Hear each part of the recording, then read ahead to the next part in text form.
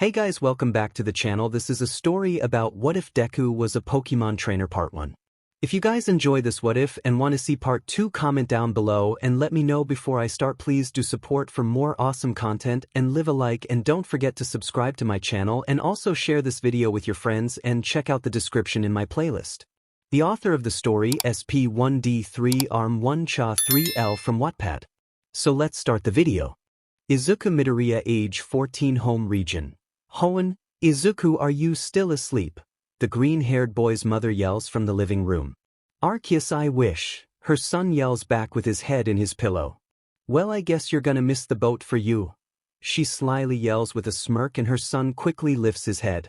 Oh no. Izuku says before throwing off his covers, revealing a sleeping Eevee curled up and snoring. Eevee, wake up, we gotta get to the boat before it takes off. Izuku says while throwing on clothes. The Pokemon squeaks before waking up and quickly jumps off the bed in excitement. Izuku, get up.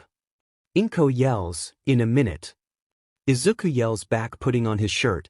All right, let's go, he says while throwing on his backpack and turning towards his Pokemon, who was wagging his tail in excitement next to the door.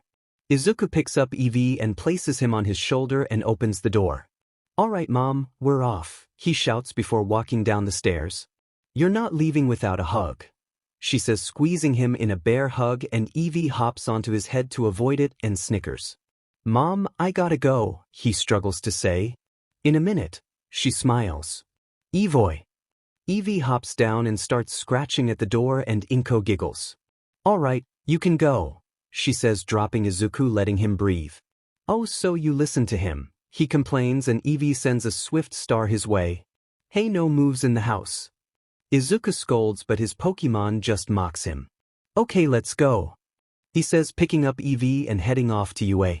While he walks down the street, Pokemon in hand, he looks around to see people and Pokemon alike living side by side. He sees a boy cleaning twigs and leaves out of his Mareep's wool, and a Sawdell weaving leaves into its trainer's shirt. He turns his head the other way to see a Hoot keeping its trainer from looking at her phone, and a Zigzagoon stealing a little boy's hot dogs. In this world of people and Pokemon, some parents are either too overprotective or just plain rich to the point where they keep their children home instead of letting them go out on a Pokemon journey, and that's where UA High School comes in. It allows its students to get their starter Pokemon and go on a journey in every region. Izuku looks down to see Eevee sleeping in his arms. He smiles before he arrives at the terminal. He looks back up and finds a massive boat in front of him. He walks over towards the ticket booth and smiles. Hi, I'm here to board this. Nana, he says, and the booth lady smiles. Of course, I just need your ticket, she responds, and Izuku tries to move his arm, but Eevee growls. He tries again but gets the same response. It's in my backpack, so could you fish it out, he says, and she giggles before unzipping his backpack. That's a cute Eevee. When did you catch him?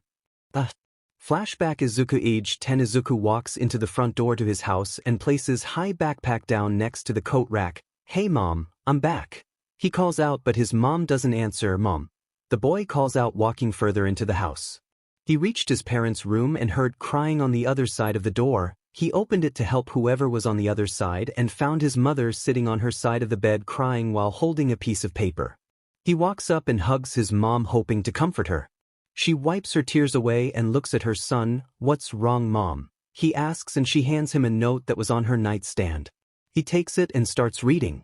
Izuku, I'm going to share a secret with you. I'm not a big fan of kids and I hate babies. And yet I couldn't help but stare at you in awe. You weren't even a day old, and holding you is the most incredible thing I've done in my life, a life that's about to be cut short. Your mother will look after you. There's no one in this world I trust more than her. When the time comes, she'll tell you about me.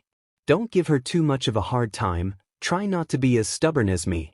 I'm not going to lie, this is a pretty messed up world. It won't be easy. The thing you always have to remember is that life is worth living. Find a purpose and fight for it. I see so much strength in you. I know you'll turn out to be the man you're meant to be. Forever your loving father, Hisashi. Make me proud, Izuku. A teardrop lands on the paper and Izuku sobs, and his mother nudges his shoulder. He looked up at her and was met with a pokeball in his face. Your dad wanted to give you this on your birthday, but of course he missed it because he was in the hospital. Here, take it. She handed him the Pokeball with a teary smile. He opens it and pops out Eevee and flashback. He was a birthday gift, he says as the lady takes the ticket out of his backpack. Ah, that's sweet. Your ticket checks out. Have a safe trip, she says, and Izuku begins to walk away. Thanks, you too, he replies, but with instant regret. Why did I say that? He thinks Izuku boards the ship and makes it to his cabin, somehow opening the door with no arms free. He lays Eevee down on his bed, knowing full well that the Pokémon will just get flung off when the boat starts moving. He snickers to himself as he leaves the room. Izuku mindlessly walks around the boat, noticing multiple kids his age, and a lot of them had Pokémon with them, most socializing, some playing and others relaxing. He makes it to the back of the ship where he believes he finds the hangout spot for all the kids because there was a pool in the middle of it with at least 20 boys and girls swimming around in it. He looks to his left, which leads inside of the ship, and sees more kids inside eating and drinking. He wants to explore more, so he walks inside. He reaches for the door, but it swings open without warning and hits him in the face. He steps back in pain. Before he can apologize, he hears a voice he didn't want to hear. The hell are you doing here, Izuku's former best friend Katsuki Bakugo yells at him. He looks up with fear in his eyes. I am here to enter you. Like you could get in that Eevee of yours is too useless, you're gonna have to use one of their hand-me-downs. He looks at Izuku's feet and backs up to the boy. Where is it anyway? Did you finally get rid of it? That's a shame. 𝐒𝐻𝐼 here was looking to beat it senseless again. Katsuki brags before gesturing to his shiny 𝐒𝐻𝐼. I didn't get rid of him. I would never do such a thing. Izuku responds before gathering all the confidence he has. Now move. He looks past Izuku towards someone and smirks. You got lucky today, Deku. He shoulder checks Izuku as he walks past him. Izuku was about to break down in fear but was interrupted by the PA system. Attention future UA students, we will be leaving the dock momentarily. Our next and final stop, the Kalos region. 𝐒𝐻𝐼 age 14 home region. Kalos plus the gentle aroma of blooming flowers filled the air as 𝐒𝐻𝐼 darted through the cobblestone streets of Coumarin City, her small feet kicking up dust as she hurried to the Pokémon Center. The port town's lighthouse loomed in the distance, its light faintly glowing even in the daylight. Her backpack bounced with every step, and in her arms was a hand-me-down bag filled with essentials for her upcoming journey. Rarika, wait for me, a boy's voice called from behind her. Tenya Ida, her childhood friend, was struggling to keep up. He adjusted his glasses, his serious expression barely masking his excitement. He carried his Pokeball tightly in one hand, containing his loyal Pokémon, a 𝐻𝐼 passed down from his family. Hurry up, Ida. We're going to miss it. 𝐒𝐻𝐼 called back, laughing as she reached the Pokémon Center's doors. Inside, Nurse Joy was tending to trainers and their Pokémon, the hum of healing machines and the chatter of travelers creating a warm, bustling atmosphere. 𝐒𝐻𝐼 stopped at the counter, catching her breath. Nurse Joy. I'm here to pick up my ticket for the SSN. The pink-haired nurse smiled warmly. Of course, 𝐒𝐻𝐼. One moment. She tapped on her computer and handed over a ticket embossed with the ship's logo. Are you excited? Heading to UA High is quite the adventure. 𝐒𝐻𝐼 nodded, her brown eyes gleaming with determination. Yes. I can't wait to see what Pokémon I'll get. Tenya finally caught up, panting heavily. You should have waited for me, he gasped, adjusting his tie. 𝐒𝐻𝐼 giggled. You've got to work on your stamina, Ida. You're going to need it at UA. He straightened up, his pride kicking in. Of course, you're right. As future students of UA High, we must prepare ourselves for any challenge. 𝐒𝐻𝐼 smiled at his enthusiasm. But as she glanced at her reflection in the polished tiles of the Pokémon Center, her expression faltered. Unlike Tenya, she didn't have a Pokémon yet. She hadn't even had the chance to catch one. Don't worry, Rarika, Tenya said, noticing her hesitation. You'll get a Pokémon at UA. And I'm sure it'll be amazing. She nodded, pushing her doubts aside. You're right. This is my chance to prove myself. Later that day, 𝐒𝐻𝐼 stood at the Coumarin port with Tenya, the salty breeze ruffling her short hair. The SSN towered before them, its grand hull gleaming in the sunlight. Trainers and students crowded the dock, saying their goodbyes to their families or chatting excitedly with new friends. "Wow," 𝐻𝐸𝐿 whispered. "It's so big." 𝗕𝐻 adjusted his glasses. "Indeed. A vessel of this size is most efficient for long-distance travel." 𝐻𝐸𝐿 and 𝗕𝐻 handed over their tickets and boarded the ship. 𝐻𝐸𝐿 clutched the old Pokeball tightly, promising herself she'd prove her worth no matter what. As the ship's horn blared, signaling their departure, 𝐻𝐸𝐿 and 𝗕𝐻 stood at the railing, watching the Kalos coastline fade into the horizon. The sea sparkled under the afternoon sun, and the excitement of a new journey filled the air. "𝐻𝐸𝐿, have you noticed how seamlessly the ship transitions through these waves? Such craftsmanship is a testament to engineering excellence." 𝐻𝐸𝐿 smiled softly. "Yeah, it's pretty amazing." Her voice trailed off as her mind wandered. "This is it. I'm leaving home and starting fresh. I'll make my family proud." As the Kalos shoreline disappeared, the PA system crackled to life. "Attention students. We are now en route to UA High. Expect arrival in 3 days. Remember to enjoy the facilities and get to know your fellow trainers. UA is not just a school, it's a community." The announcement was met with cheers from the deck. Trainers of all ages began mingling, their Pokémon darting about in excitement. The ship felt alive with energy. "Let's explore," 𝐻𝐸𝐿 said, grabbing 𝗕𝐻's arm and dragging him along. Inside the ship, the dining hall buzzed with activity. Long tables were filled with students eating, chatting, and sharing stories about their Pokémon. 𝐻𝐸𝐿's eyes lit up as she caught sight of a group of girls sitting together, laughing and exchanging snacks. "Go ahead," 𝗕𝐻 said, nudging her gently. "You should meet them. I'll find my way to the boys." "Are you sure?" 𝐻𝐸𝐿 asked, hesitant. He nodded firmly. "Absolutely. It's important to establish connections early." With a deep breath, 𝐻𝐸𝐿 approached the table. A pink-haired girl waved her over enthusiastically. "Hey, you're new, right? Sit with us," she said, scooting over to make room. 𝐻𝐸𝐿 smiled nervously. "Thank you. I'm 𝐻𝐸𝐿 𝐒𝐵𝐼𝐻. "I'm Mina Ishido," the girl said brightly. "And these are Jairu, Momo, and Tsu." The girl with short purple hair gave a small wave. "𝐭𝐝. Nice to meet you." Beside her, a tall girl with long black hair tied in an elegant ponytail offered a polite smile. "Momo Yayorozu. It's a pleasure." The final girl, with green hair and wide eyes, smiles softly. "I'm Tsuyu Azui, but you can call me Tsu." 𝐻𝐸𝐿 sat down, feeling a bit overwhelmed but comforted by their friendly smiles. "It's nice to meet all of you. Are you all going to UA too?" "Yep," Mina said, leaning forward. "What about you? Got your Pokémon yet?" 𝐻𝐸𝐿 flushed, gripping the old Pokeball in her hand. "Not yet. I'm hoping to get one at UA." Jairu nodded.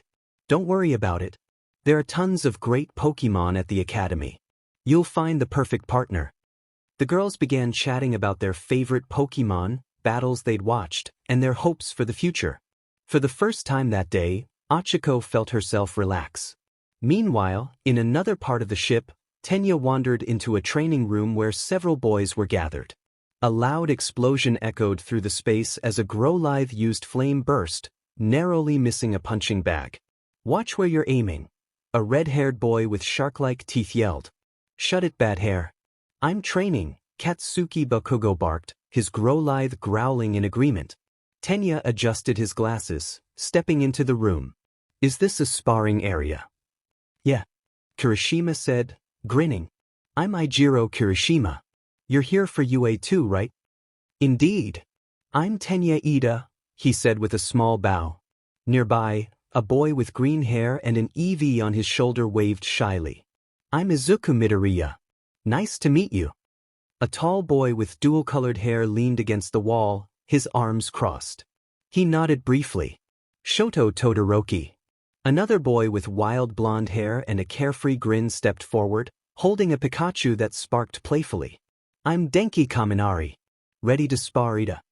Before 𝗕𝐻 could respond, a figure cloaked in shadows stepped forward, his Murkrow's black feathers gleaming under the lights.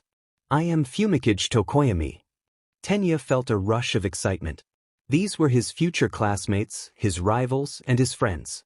I look forward to training with all of you. Don't get ahead of yourself, Four Eyes, Bakugo snapped, crossing his arms.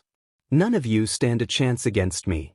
Come on, Bakugo, Kirishima said, slapping him on the back. Let's at least try to get along until we get to UA. Late that night, 𝐻𝐿 stood on the deck, looking up at the star-filled sky. She clutched her Pokeball tightly, her heart full of hope. You, she whispered to herself, a determined smile on her face. Here I come. SSN, the students of UA Bond the first evening aboard the SS and was a buzz of activity. Students from all over the world gathered in small groups, forming the first connections that would define their time at UA High. Denki Kaminari leaned against the railing on the upper deck, trying his best to look cool. His Pikachu perched on his shoulder, sparks occasionally crackling from its cheeks. Across from him, 𝐒𝐲𝐽 was tuning her guitar.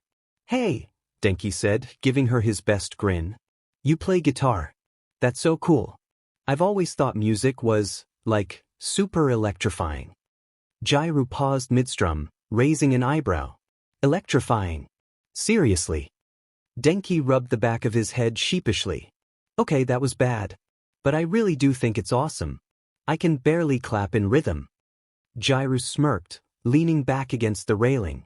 Well, stick around, and maybe I'll teach you a thing or two. Just don't expect me to go easy on you. Denki chuckled, his Pikachu hopping down to inspect Gyru's guitar. Deal. Maybe I can show you some electric moves with Pikachu in return. Gyru's smile softened. You know, you're not as bad as I thought. Just tone down the pickup lines. Denki grinned. No promises. Inside the dining hall, Shoto Todoroki sat at a corner table, silently observing the crowd. His Froakie perched calmly on his shoulder, its webbed hands folded like its trainer. Mind if I sit here? A voice asked. Shoto looked up to see Momo Yaoyorozu, her polite smile as composed as ever. She held a small plate of food, her Vulpix sitting gracefully by her side. Go ahead, Shoto said, gesturing to the seat across from him. Momo sat down, carefully arranging her plate. Your Froakie seems well trained. It looks very disciplined. Shoto nodded, glancing at the Pokémon. It's a reflection of the training I've received. Your Vulpix looks elegant, fitting for someone like you. Momo blinked in surprise before her cheeks turned faintly pink. Thank you. I try to ensure she's well cared for. Proper preparation and strategy are important in training, don't you think? Shoto nodded again. Agreed. A clear mind leads to clear decisions. Their conversation flowed effortlessly, the two finding common ground in their disciplined approaches to life. On the lower deck, Mina Ishido had declared the small pool area the official hangout spot. She lounged at the edge of the pool, her swinub napping beside her, as she chatted animatedly with Eijiro Kirishima. Man, this ship is insane. Kirishima said, his Carvana swimming laps in the pool. I can't believe we're going to UA on something this fancy. Right. Mina said, splashing the water playfully. It's like a mini vacation before the real work starts. Nearby, Tsuyu Azui and 𝐒𝐭𝐴𝐲 𝐔𝐻𝐿 watched the pair with mild amusement. Tsuyu's Poliwag floated lazily in the water, while 𝐒𝐭𝐴𝐲's Murkrow perched on his shoulder. Do you think they ever stop talking? 𝐒𝐿𝐴𝐲 asked in his usual monotone. Probably not, Tsuyu replied, her calm demeanor contrasting with the energy around her. But it's kind of nice. They keep things lively. Mina turned to them with a grin. Hey, you two should join in. 𝐒𝐿𝐴𝐲, I bet your Murkrow would love a race against Carvana. 𝐒𝐿𝐴𝐲 raised an eyebrow. I doubt my Murkrow would find that amusing, but I appreciate the thought. Ribbit, Tsuyu added. It's nice to see everyone getting along already. On the upper deck, Izuku Midoriya leaned on the railing, staring out at the endless ocean. His Eevee rested on his shoulder, its tail occasionally brushing his cheek. Mind if I join you? Izuku Uraraka's voice came from behind him. Izuku turned, startled, and nearly dropped the Pokeball he'd been fiddling with. Oh, sure, Izuku. She smiled and joined him at the railing, clutching the hand-me-down Pokeball from her father. "It's appealing out here, isn't it?" "Yeah," Izuku said, his voice soft. "It feels big, like anything could happen." 𝐻𝐸𝐿 nodded, her expression thoughtful. "It's a little scary though. Leaving home, not knowing what's ahead." Izuku glanced at her, noticing the faint nervousness in her tone. "Yeah, but it's also exciting, right? We're going to UA. We'll learn so much, meet so many people, and..." He stopped, realizing he was rambling. "Sorry, I get carried away sometimes." 𝐻𝐸𝐿 giggled. "Don't apologize. It's nice hearing someone so optimistic." They stood in silence for a moment, the sound of the waves filling the air. "I think you'll do great," 𝐻𝐸𝐿 said suddenly. Izuku blinked. "Huh. At you," she continued, her smile warm. "I can tell you're passionate. That's the kind of thing that makes a great trainer." Izuku's cheeks turned red. "Thank you. I think you'll be amazing too." Their quiet moment was interrupted by a loud clearing of the throat. "Ahem," 𝗕𝗫𝐻𝐸𝐻𝐸 said, appearing behind them. "𝐻𝐸𝐿, it's getting late. Perhaps we should all head inside and prepare for tomorrow." 𝐻𝐸𝐿 tilted her head, confused by his unusually formal tone. "Oh, sure, Ida." Izuku nodded quickly. "Why, yeah, good idea. Rest is important." As they headed back toward the cabins, Ida couldn't help but glance at Izuku, an almost imperceptible frown on his face. The 𝑠𝑠 pulled into the massive port, but the students quickly realized this was no ordinary docking. Towering before them was the school itself, UA High School, a massive, futuristic ship that dwarfed even the luxurious 𝑠𝑠. Shaped like a colossal floating city, it gleamed in the sunlight, with multiple tiers and training grounds visible from the outside. Students crowded the deck to catch their first glimpse of their new home, their Pokémon buzzing with excitement or trepidation. "Wow," 𝐻𝐸𝐿 whispered, clutching her Pokeball. "It's even bigger than I imagined." "Bigger than anything in Kalos," Ida added, his awe evident even through his usual serious demeanor. Katsuki-Bakugo, however, scoffed, his shiny Growlithe at his feet. Size doesn't matter if they're all weaklings inside." Izuku ignored Bakugo's jab, his eyes sparkling. This is where it all begins, UA's grand entrance. Upon disembarking, the students were guided into the main atrium of UA. The interior was just as grand as the exterior, with pristine walls adorned with glowing banners that displayed the school's motto, "Rise above, aspire beyond." The group made their way to Classroom 1A, a spacious and high-tech room with large windows offering a view of the endless ocean. "Find a seat and settle down," a tired voice drawled. The students turned to see their teacher, Shota Aizawa, leaning against the desk. His disheveled appearance, combined with his tired eyes and loose scarf, was a stark contrast to the grandeur of the school. "I'm Shota Aizawa. I'll be your teacher," he said, voice flat. "And before you ask, yes, I look like this all the time. No, I'm not here to babysit you. I'm here to teach you how to be the best trainers in the world." The class exchanged unsure glances as Aizawa continued. "Whether you want to be a gym leader, a member of the Elite Four, or even the world champion, this school will give you the tools you need to succeed. But don't get too comfortable. This isn't some summer camp for kids who like Pokémon. If you don't meet the standards, you're out." The room went silent, the weight of his words sinking in. "Now, enough with the formalities," Aizawa said, waving a hand dismissively. "Let's get to the fun part. Starters. Line up." The students filed into a line in front of the desk, where Aizawa had set up a row of Pokeball. "𝐶𝐬𝐻𝐸𝐻𝐸𝐿, he called. 𝐶𝐬𝐻𝐸𝐻𝐸𝐿 stepped forward, her Poliwag by her side. Aizawa handed her a Pokeball, which opened to reveal a Froakie. The small blue frog immediately turned its back on her, hopping away with an air of defiance. "Huh," 𝐶𝐬 muttered, unimpressed. "Looks like we'll have to work on teamwork." "Izuku Midoriya," Aizawa said next. Izuku stepped forward, nervous but excited. The Pokeball opened to reveal a Trico, who instantly ran up to Izuku and hopped onto his shoulder. Trico," it chirped, wagging its tail. Izuku laughed nervously. "You're really friendly, huh?" "Katsuki-Bakugo," Aizawa called. Katsuki didn't even wait for the instructions.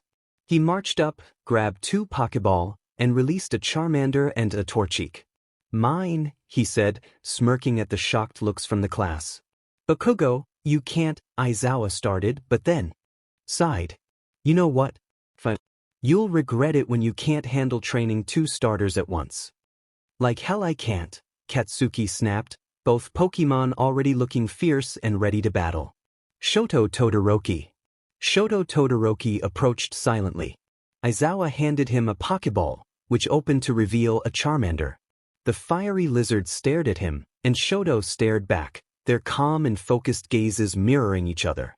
Izuku Midoriya. Izuku nervously approached and was handed a Pokeball.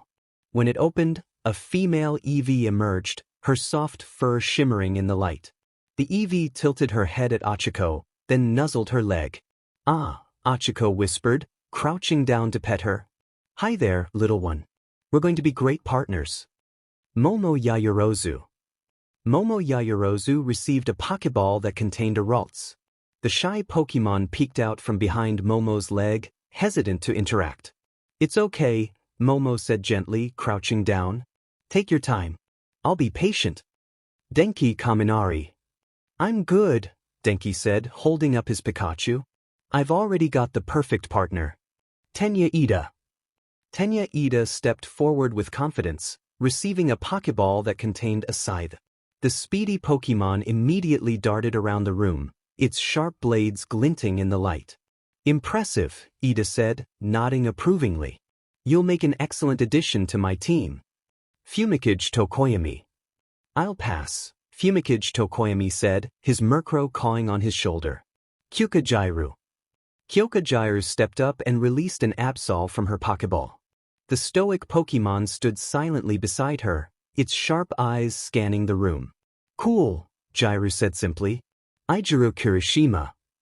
Ijiro Kirishima was handed a Pokeball containing an Aron.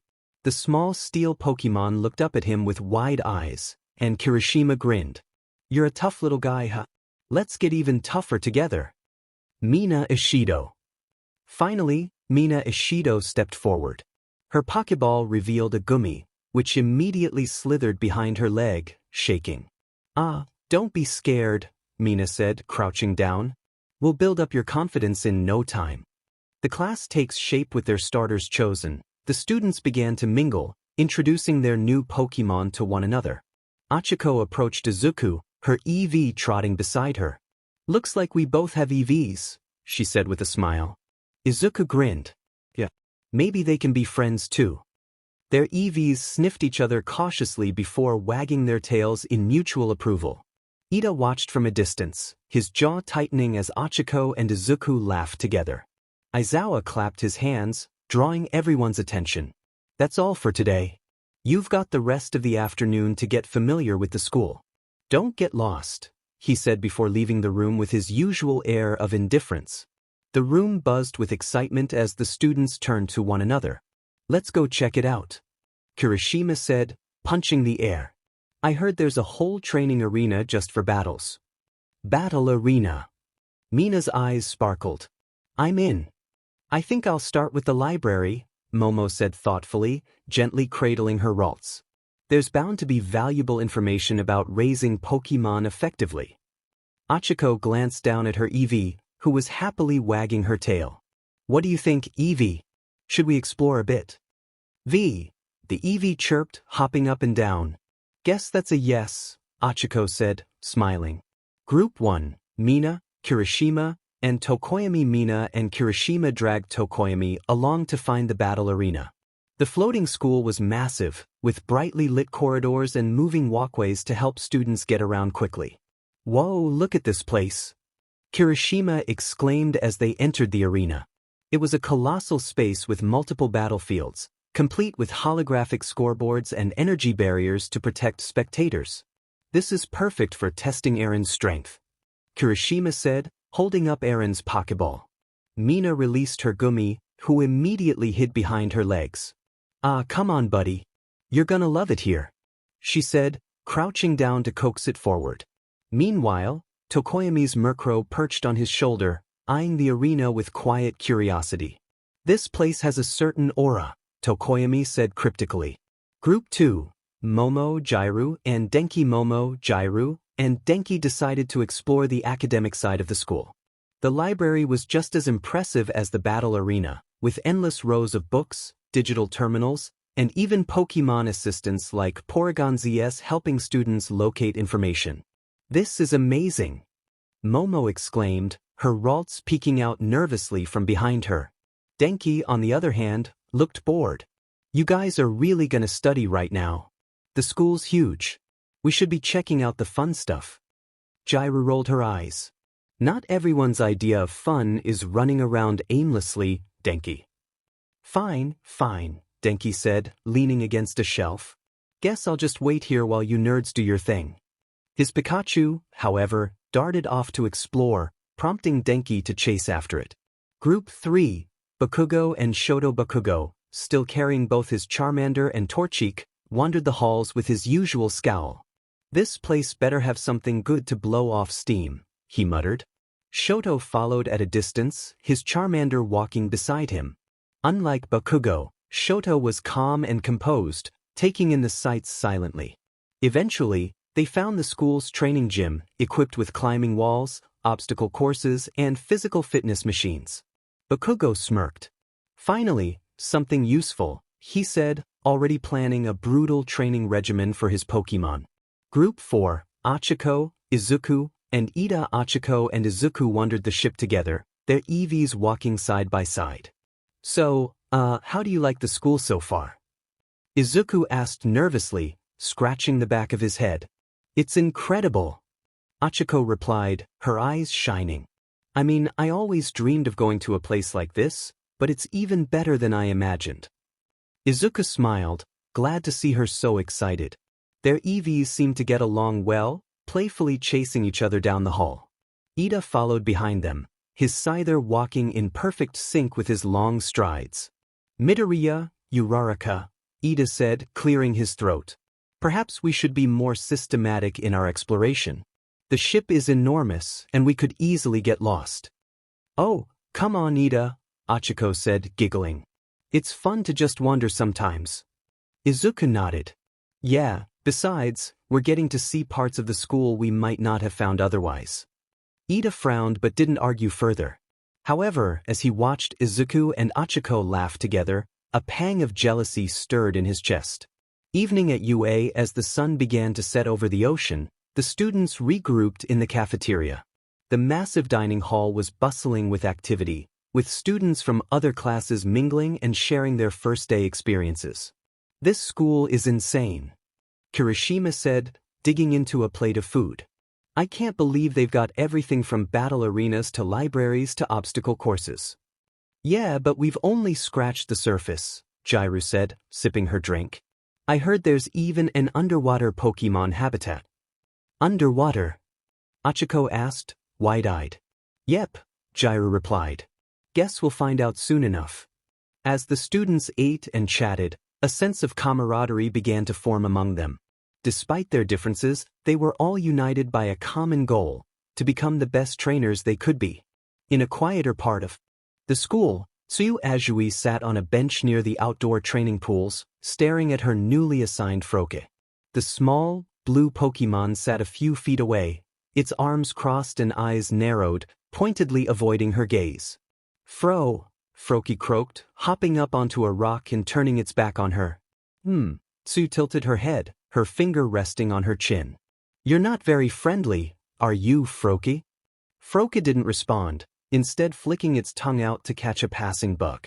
Tsuyu sighed, pulling out a small packet of Pokémon treats from her pocket. Maybe you'll warm up if I offer you something to eat. Here.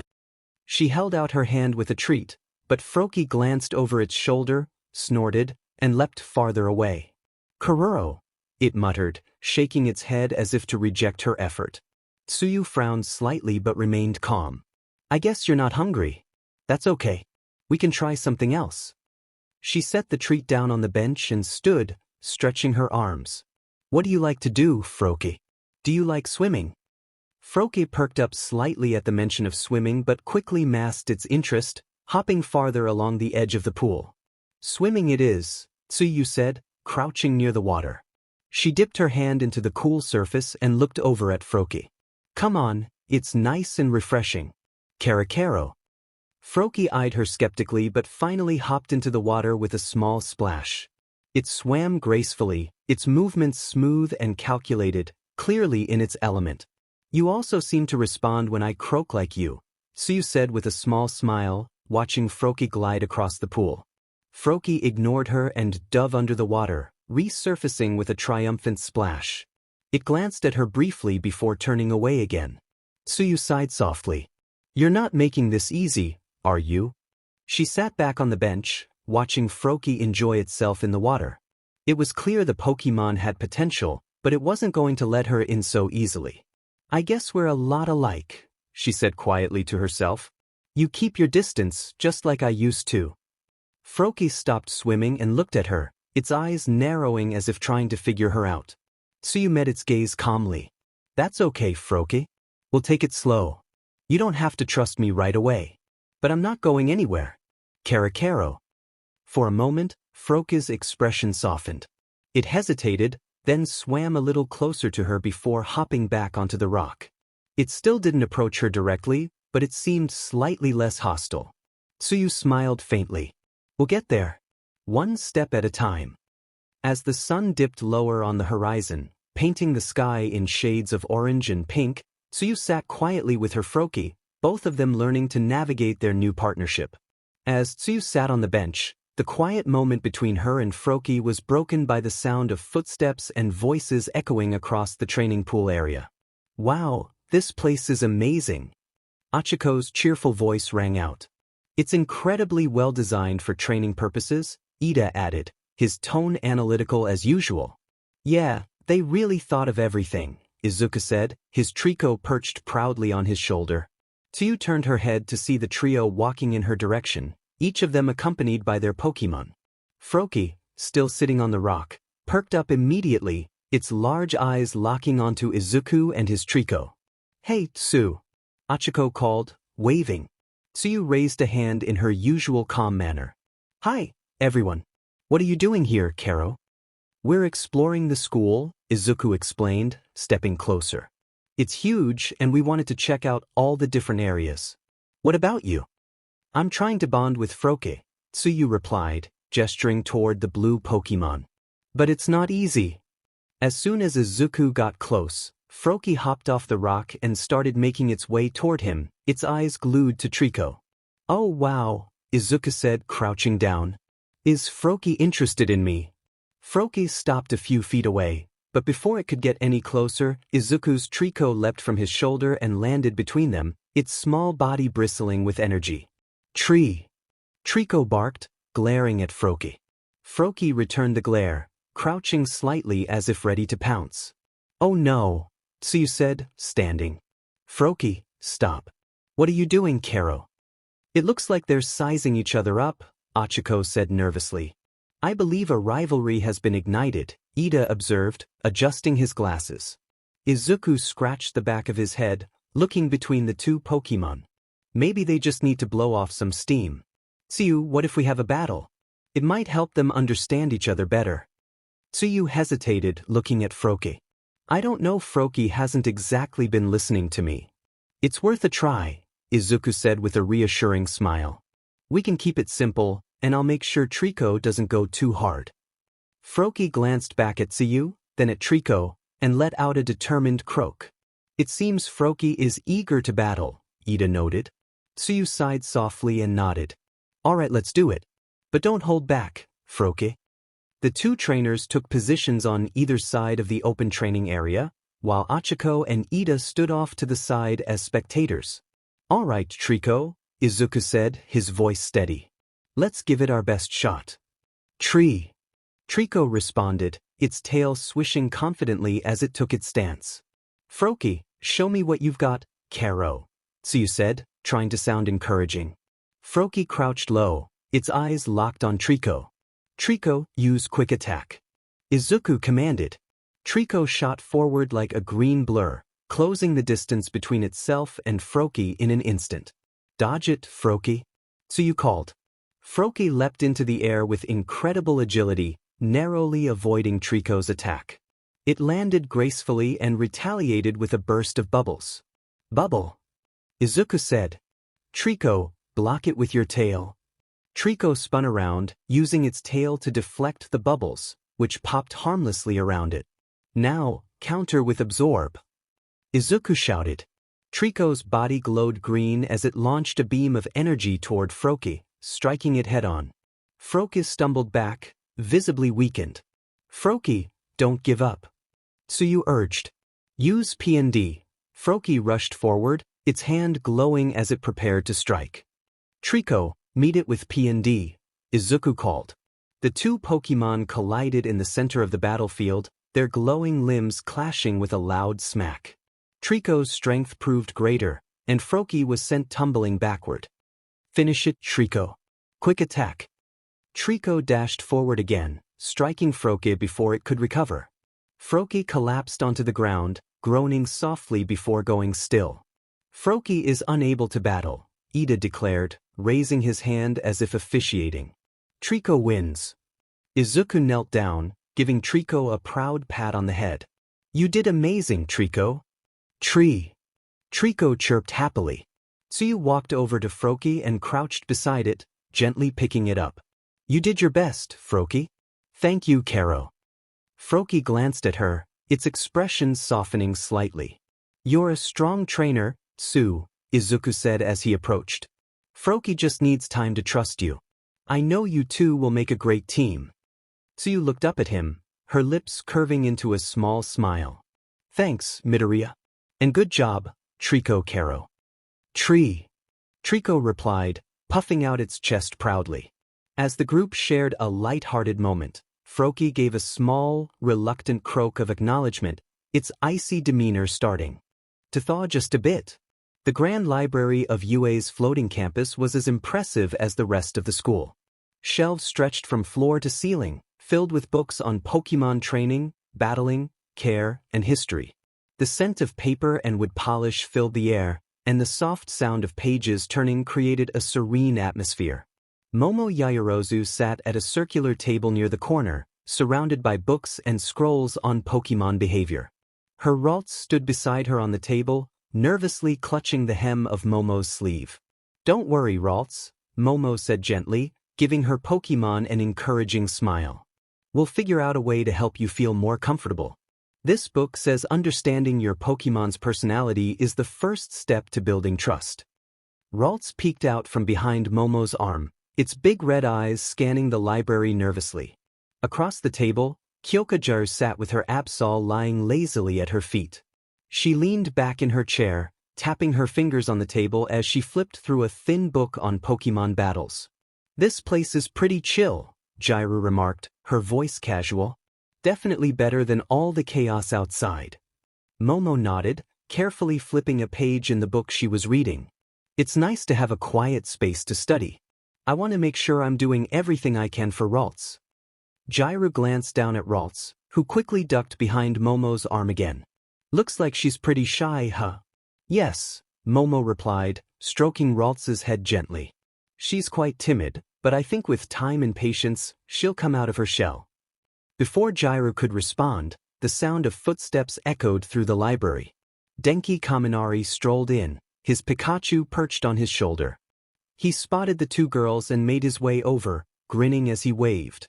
Hey ladies. Denki greeted, sliding into a chair beside 𝗓𝗓. What's up? 𝗓𝗓 sighed. Do you always have to be so loud, Kaminari? It's a library. Denki rubbed the back of his head sheepishly. Oh right. Sorry about that. His Pikachu hopped off his shoulder and onto the table, wagging its tail as it sniffed at the books. What are you guys working on? Denki asked, leaning forward to glance at the titles. Momo's studying Pokémon behavior, 𝗓𝗓 replied, nodding toward the pile of books. Apparently her 𝗏𝐿TS is a bit shy. Ah, that's cute, Denki said, leaning over to get a better look at 𝗏𝐿TS. Hey there, little guy. 𝗏𝐿TS peeked out cautiously, then quickly hid again. She's a girl, Momo corrected politely. Ah, sorry. She's adorable, though, Denki said, grinning. 𝗓𝗓 smirked. You've got a way with words, Kaminari. Too bad it doesn't work on everyone. Hey, come on, Denki said, feigning offense. I'm just trying to be friendly. 𝐲𝐬 rolled her eyes but couldn't hide the small smile tugging at her lips. So, what about you, Denki? Momo asked, glancing up from her book. How's Pikachu adjusting? Denki looked at his Pokémon, who was now curiously poking at 𝐲𝐬's Absol. Pikachu's great. We've been together for a while, so we're already pretty in sync. Absol opened one eye to glare at Pikachu, who quickly backed off, looking sheepish. Yeah, maybe too in sync, 𝐲𝐬 said, raising an eyebrow. Denki laughed nervously. Okay, so we're still working on some boundaries. Momo chuckled softly before turning her attention back to Ralts. I hope I can build a bond like that with Ralts someday. You will, 𝐲𝐬 said, her tone reassuring. You're already doing a great job. Denki nodded in agreement. Yeah, Ralts just needs time. You've got this, Momo. Momo smiled warmly at their encouragement. Thank you. That means a lot. As the group continued talking, the atmosphere grew lighter, and even Ralts seemed to relax a little, peeking out from behind Momo's arm more often. Outside the library, near one of the ship's many open decks, a crowd of students had gathered to watch an intense Pokémon battle unfold. The ocean breeze swept through the arena, ruffling hair and Pokémon fur alike. On one side of the battlefield stood Ichiro Kirishima, his Aaron stomping its small steel-plated feet in excitement. Across from him was Mina Ishido, her Gumi wobbling nervously in place but determinedly facing its opponent. You ready, Gumi? Mina asked, crouching slightly with a wide grin. Gumi let out a hesitant squeak but nodded, its gelatinous body quivering. This is gonna be awesome. Let's give it our all to Aaron.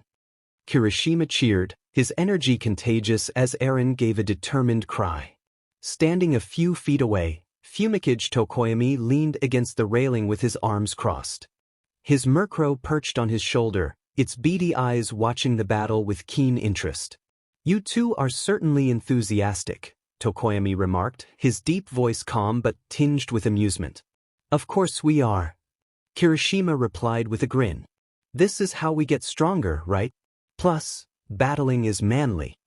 Mina laughed, stretching her arms. Yeah, and it's way more fun than sitting around doing nothing. Tokoyami nodded, though he remained composed. A display of strength and strategy. Let's see how this unfolds. The battle begins. Kirishima took the initiative. Alright, Aaron, start us off with tackle. Let's show them our strength.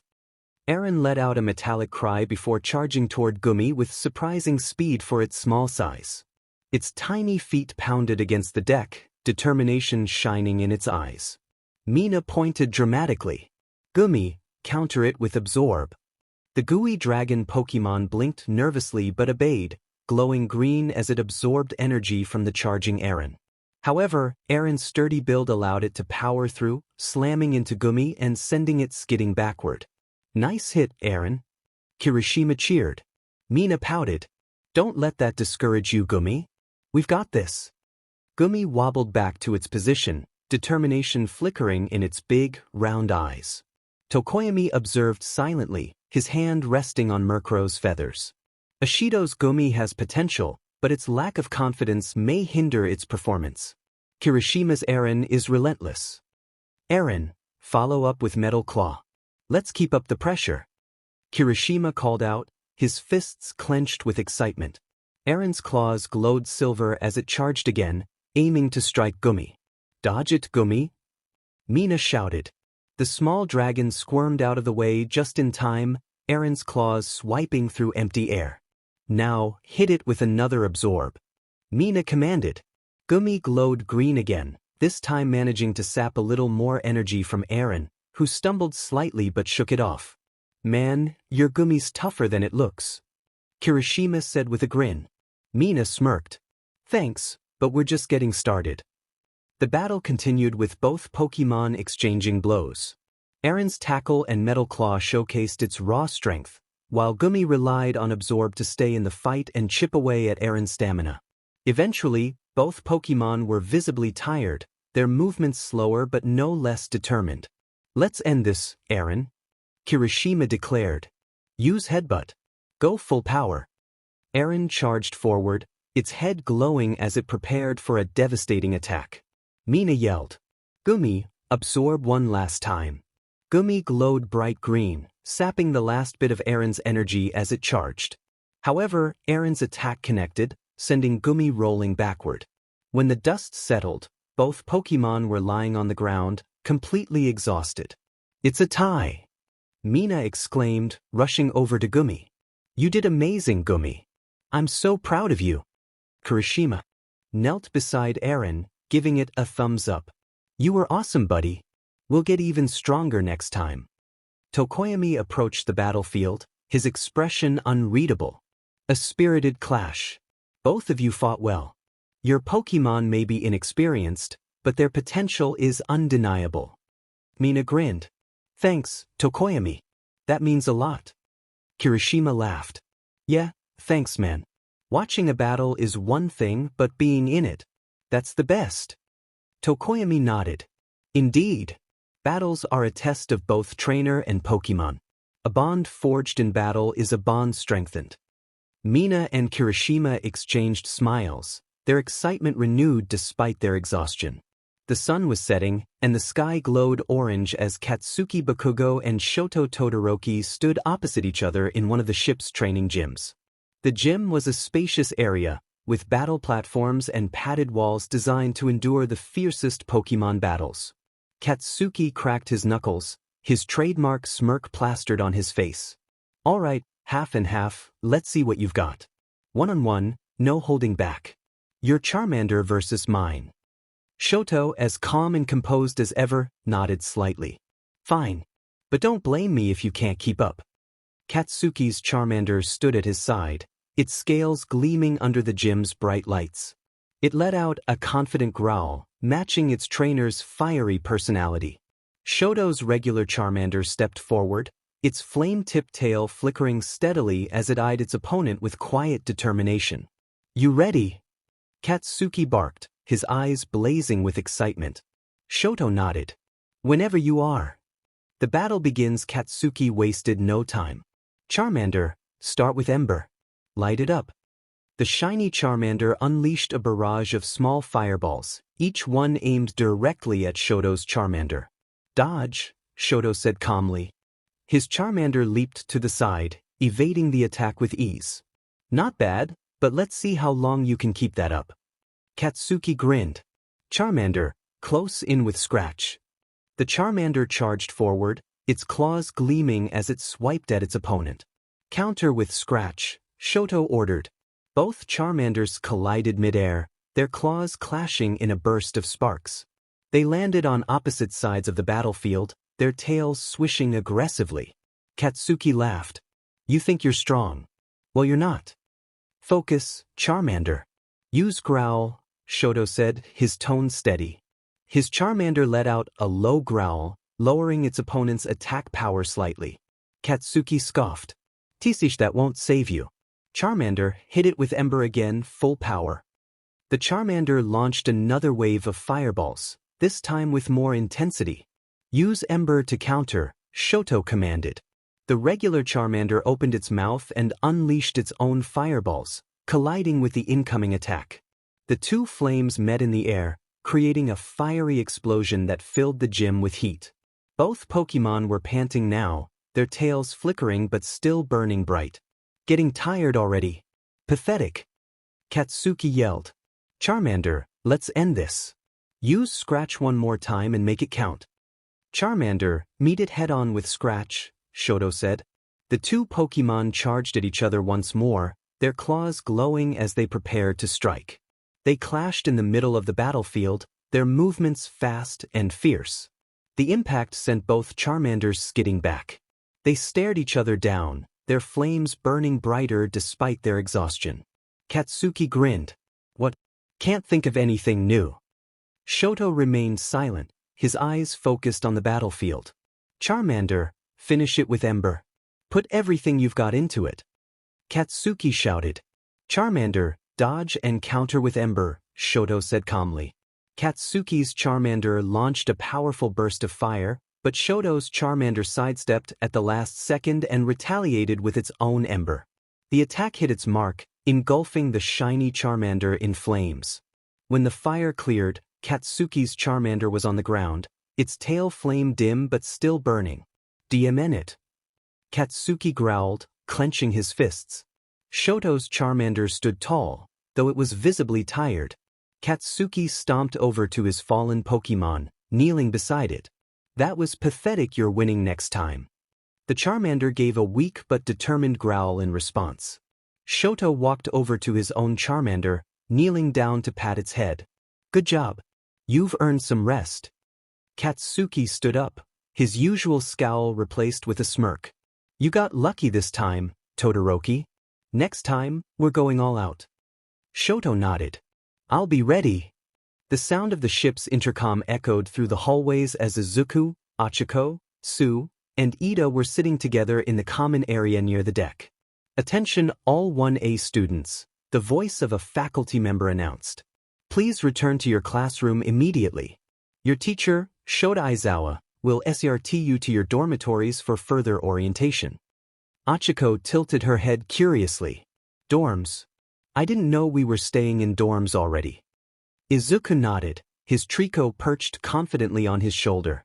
"Did you think they'd drop us off back home?" Tsu adjusted her hat and glanced at her Froki, who sat sulking beside her.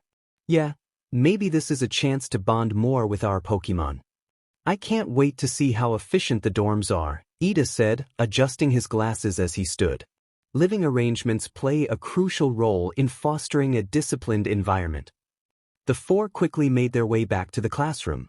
Inside, they found their fellow classmates already waiting. The air buzzed with excitement as everyone murmured about what was to come. Aizawa stood at the front of the room, his usual tired expression plastered on his face. His Pikachu perched lazily on his shoulder, mirroring its trainer's demeanor. "Listen up," Aizawa began, his tone flat but commanding. "Your cabins were temporary. Starting today, you'll be moving into your dormitories. This school isn't just about training you to be the best trainers, gym leaders, or champions. It's about creating a strong community. Your dorms will be your new home." He motioned for the students to follow him. "I'll give you a tour. Let's go." The dormitories. The students followed Aizawa through the winding hallways of the ship until they reached a large, central corridor. At the end of it were two grand doors marked 1A dorms. Aizawa pushed the doors open to reveal a spacious common area. The room was vibrant and cozy, with couches, tables, and a large TV mounted on the wall. A communal kitchen sat in one corner, complete with modern appliances and a stocked fridge. "This is the common room," Aizawa said. "You'll spend a lot of your free time here. It's where you can relax, study, and bond with your classmates." He led them to the hallways branching off from the common area. "These are your dorm rooms. Each of you will have your own room to customize however you like. Your Pokémon are allowed to stay with you, but keep in mind that any damage caused by them is your responsibility." Aizawa gestured to the staircases on either side of the dormitory. "Girls' rooms are on the left side, boys on the right. The floors above have facilities like a training room, a study hall, and even a small battle arena for practice matches." The students were visibly impressed. Mina practically squealed with excitement. "This place is amazing. It's like a mini hotel." Kirishima grinned, patting his Eren on the head. "Man, I can already tell this is gonna be awesome." Tokoyami nodded in quiet approval. "The dorms are satisfactory." His Murkrow cawed in agreement. As the students explored, Aizawa continued his tour, pointing out various amenities. "You'll find laundry facilities downstairs and a cafeteria on the lower deck. Meals will be served there, but you're welcome to cook your own food in the kitchen if you prefer. Just don't blow anything up." Bakugo snorted, crossing his arms. Like I'd waste time cooking." Shoto glanced around, his expression neutral. "This is well organized." Denki leaned over to 𝐤𝐼R. "I wonder if the TV gets any good channels." 𝐤𝐼R rolled her eyes but smirked. "Maybe we'll find out after everyone's done unpacking." Aizawa clapped his hands, silencing the chatter. "That's it for the tour. Unpack your things, settle in, and get comfortable. Starting tomorrow, your Real training begins." As the students dispersed to their rooms, Izuku, Achiko, Tsu, and Ida lingered for a moment in the common area. Wow, 𝐻𝐸𝐿 said, her eyes wide as she looked around. This place feels like home already. Izuku smiled. Yeah, it's really nice. I can't wait to start training and learning more about Pokémon. Tsu glanced at her Froakie, who was still sulking but now eyeing the surroundings with interest. Cool, maybe this is the fresh start we needed. Ida straightened his posture, his voice filled with determination. This environment will surely foster growth and discipline among all of us. Let us make the most of it. As they headed to their respective rooms, the sense of anticipation in the air was palpable. This was the beginning of a new chapter, a chance for each of them to grow stronger, both as trainers and as individuals. Next week, the real adventure would begin. A few weeks had passed since Class 1A settled into their dorms on the floating UA school. The students had grown more comfortable in their new environment, bonding with each other and their Pokémon. Training sessions, study hours, and battles had become a part of their daily routine, and everyone was eager to keep growing stronger. One morning, Aizawa stood at the front of the classroom, his usual tired expression giving nothing away as the students settled into their seats. His Pikachu lazily yawned on his desk, sparking faintly as it stretched. All right, listen up, Aizawa began, his tone as flat as ever. Starting next week, Class 1A will be divided into groups and sent to different regions. The announcement caused a ripple of murmurs throughout the classroom. Wait, we're splitting up? Mina asked, leaning forward in her seat. Yes, Aizawa confirmed. Each group will be dropped off in a different region to train and gain real-world experience. This school isn't about coddling you, it's about preparing you to excel as trainers, gym leaders, or even champions. You'll be sent to regions where you'll encounter different challenges, Pokémon, and trainers. This is your chance to put everything you've learned so far to the test. He picked up a clipboard and began reading the assignments aloud. Kalos, Izuku Midoriya and 𝐒𝐭𝐽𝐲, Alola, Mina Ishido and Shoto Todoroki. Kanto, Ijiro Kirishima, Denki Kaminari, and Achiko Uraraka. Hoenn, Momo Yaoyorozu and Tsuyu Azui. Unova, Tenya Ida. Sinnoh, Katsuki Bakugo. The class erupted in reactions, some excited, others surprised, and a few nervous. Sinnoh, Bakugo muttered, a smirk creeping onto his face. Perfect. I'll crush everyone there. Hoenn sounds appealing, Momo said, already thinking about the types of Pokémon she might encounter there. Trust me, you'll love it. Izuku said, smiling at the fact one of his friends will be at his home region, Alola. Isn't that where the beaches are? Mina grinned, nudging Shoto. Looks like we're going tropical. Shoto nodded silently, though a faint smile tugged at his lips. Kanto, Achiko said, glancing at Kirishima and Denki. That's where you two are from, isn't it? I've always wanted to visit there. Unova, Ida exclaimed, his voice filled with determination. I'll uphold the honor of Class 1A and represent us with dignity. Meanwhile, Izuku glanced over at Jairu, who was busy doodling in her notebook. Looks like it's just the two of us for Kalos, he said with a small smile. Jairu glanced up. Yeah, I guess it is. Should be interesting. Aizawa cleared his throat, bringing the room's attention back to him. You'll be given your assignments and travel details over the next few days. While in these regions, you'll have access to a base of operations and be expected to complete specific objectives. This includes battling gym leaders, helping with regional research, and participating in local tournaments. Your progress will be monitored, and failure to meet expectations will have consequences. His eyes scanned the room, ensuring the weight of his words sank in. You've had time to settle in here, but this is where the real work begins. Dismissed. After class, the students gathered in small groups, discussing their upcoming assignments. I'm gonna miss hanging out with everyone, Mina said, pouting as she leaned on Shoto's shoulder. Don't worry, Kirishima said with his usual grin. We'll all see each other again soon. Let's make sure we're stronger by the time we meet up. Denki nodded enthusiastically. Yeah. I'll bring back some super cool Pokémon from Kanto. You mean you'll get lost trying to find them? Jairu teased, earning a laugh from the group. Meanwhile, Izuku and 𝐻𝐿𝐼𝐧𝐿 stood by the dormitory window, looking out at the vast ocean surrounding the school. Kalos seems like a great place to learn more about Pokémon, Izuku said.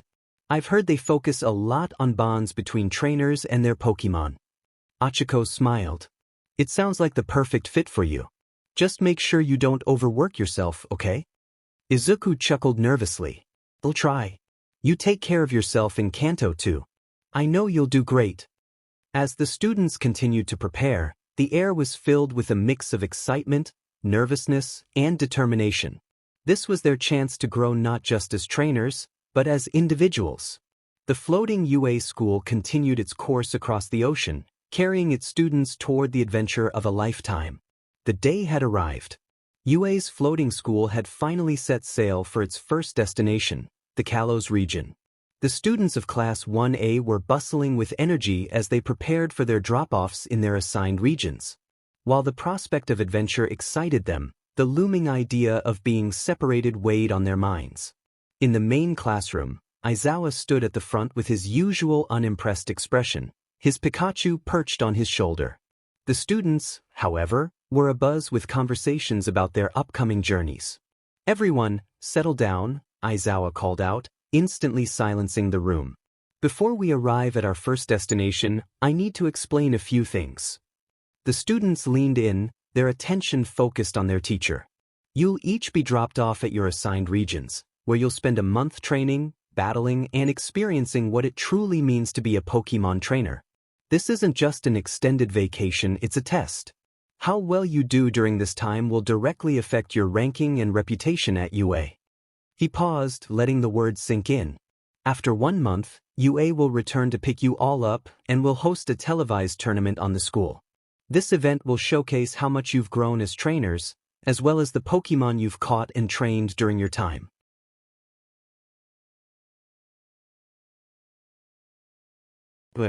Gym leaders, Elite Four members, and even regional champions will be watching. The room erupted in chatter. A televised tournament. Mina said, her eyes sparkling. That sounds awesome. Regional champions. Kirishima grinned, his fists clenched in excitement. This is our chance to show the world what we've got. Imagine the pressure, Jdr muttered, crossing her arms. Pressure is a privilege, Ida declared, standing tall. We must give it our all to represent Class 1A. Aizawa raised a hand to quiet them. That also means you'll be judged not just on your battling skills, but on your conduct, teamwork, and problem-solving abilities. Remember, the goal isn't just to win, it's to grow as trainers and individuals. Use this month wisely. As the floating UA continued toward Kalos, the students scattered to prepare for their drop-offs. The dorms were buzzing with last-minute packing, Pokémon grooming, and plenty of excitement. In the common area, Izuku was helping Trico stretch its legs, while 𝐻𝐿𝐼𝐧𝐿 polished her Eevee's fur. Do you think we'll be ready for the tournament? 𝐻𝐿𝐼𝐧𝐿 asked, brushing her Eevee's tail. I think so, Izuku replied, giving Trico a pat on the head. We've all been working hard, and a month in the field will give us plenty of experience. Besides, it's not just about winning the tournament, it's about showing how much we've learned. Nearby, Bakugo was glaring at the map of Sinnoh displayed on his Pokédex, memorizing every detail. Sinnoh is full of tough terrain and tougher trainers. Perfect. I'll wipe the floor with everyone there. You're really confident, huh? Shoto said as he passed by, his Charmander walking beside him. 𝐻𝐁, it's not confidence, I see hot it's fact, Bakugo snapped. Meanwhile, in the library, Momo was flipping through a book on Hoenn's diverse Pokémon ecosystems. It says here that Hoenn is home to many water and grass types. I'll need to prepare Ralts for those matchups. Sounds like you've got your hands full, Jdr said, leaning against the table. But I'm sure you'll figure it out. Momo smiled. Thanks, Jdr. How about you? Are you ready for Kalos? I guess, Jdr said with a shrug. Kalos is known for elegance, right? I'm not exactly the elegant type. Don't sell yourself short, Momo said, giving her an encouraging smile. Later that evening, the students gathered on the deck as the school sailed closer to the Kalos region. The sun dipped below the horizon, casting a warm orange glow over the ocean. Izawa joined them, standing at the bow with his arms crossed. Remember, you're not alone out there. Stay in touch with your classmates and your mentors. Use this opportunity to build connections, learn from your experiences, and push yourselves to new limits. As the students looked out at the ocean, the weight of the journey ahead settled over them. For some, it was an exciting new challenge. For others, it was a daunting step into the unknown. But one thing was certain: this was their chance to prove themselves not just to the world, but to each other. The ship's horn echoed across the water, signaling the beginning of their adventure. Next stop, Kalos, Izawa announced. Izuku tightened his grip on Trico, Ochako smiled at her EV, and the rest of the students exchanged determined glances. Their journeys were about to begin. The air was electric with excitement as the massive UA vessel docked at the first destination, the Kalos region. The floating school slowed to a stop, its horn blaring to signal the students assigned to Kalos that it was time to disembark. On the deck, the students of Class 1A who were bound for Kalos gathered their bags and made their way toward the gangplank. Deku, his Trico perched on his shoulder, adjusted his backpack nervously. Jiryu walked beside him, her Absol trotting at her feet with its usual stoic expression. "Looks like this is where we get off," Jiryu said, glancing back at the others. Denki grinned, holding his Pikachu on his arm. "Don't worry, you two. We'll hold things down in Kanto." Ochako, clutching her EV, waved at them with a bright smile. "Good luck, you guys. Don't let Kalos overwhelm you." Izuku smiled back, a mix of nervousness and determination in his eyes. "Make sure you and EV train hard."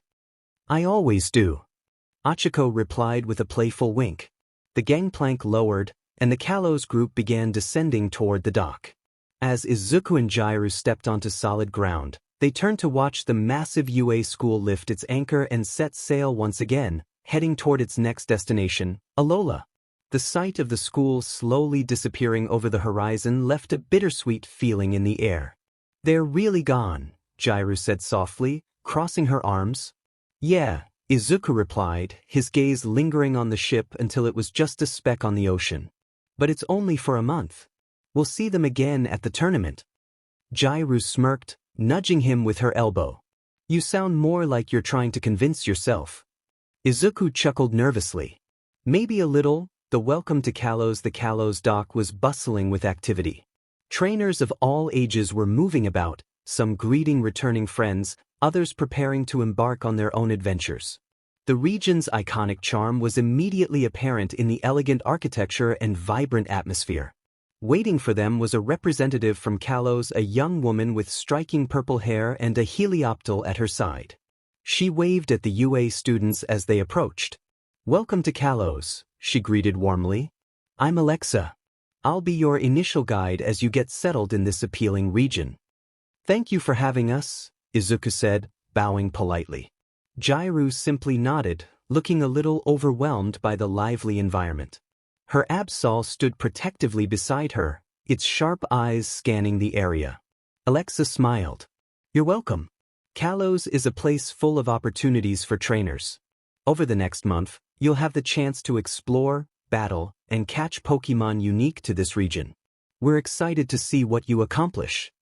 After the formal greeting, Alexa led the group to the nearby Pokémon Center, where they could check in and rest before beginning their journey.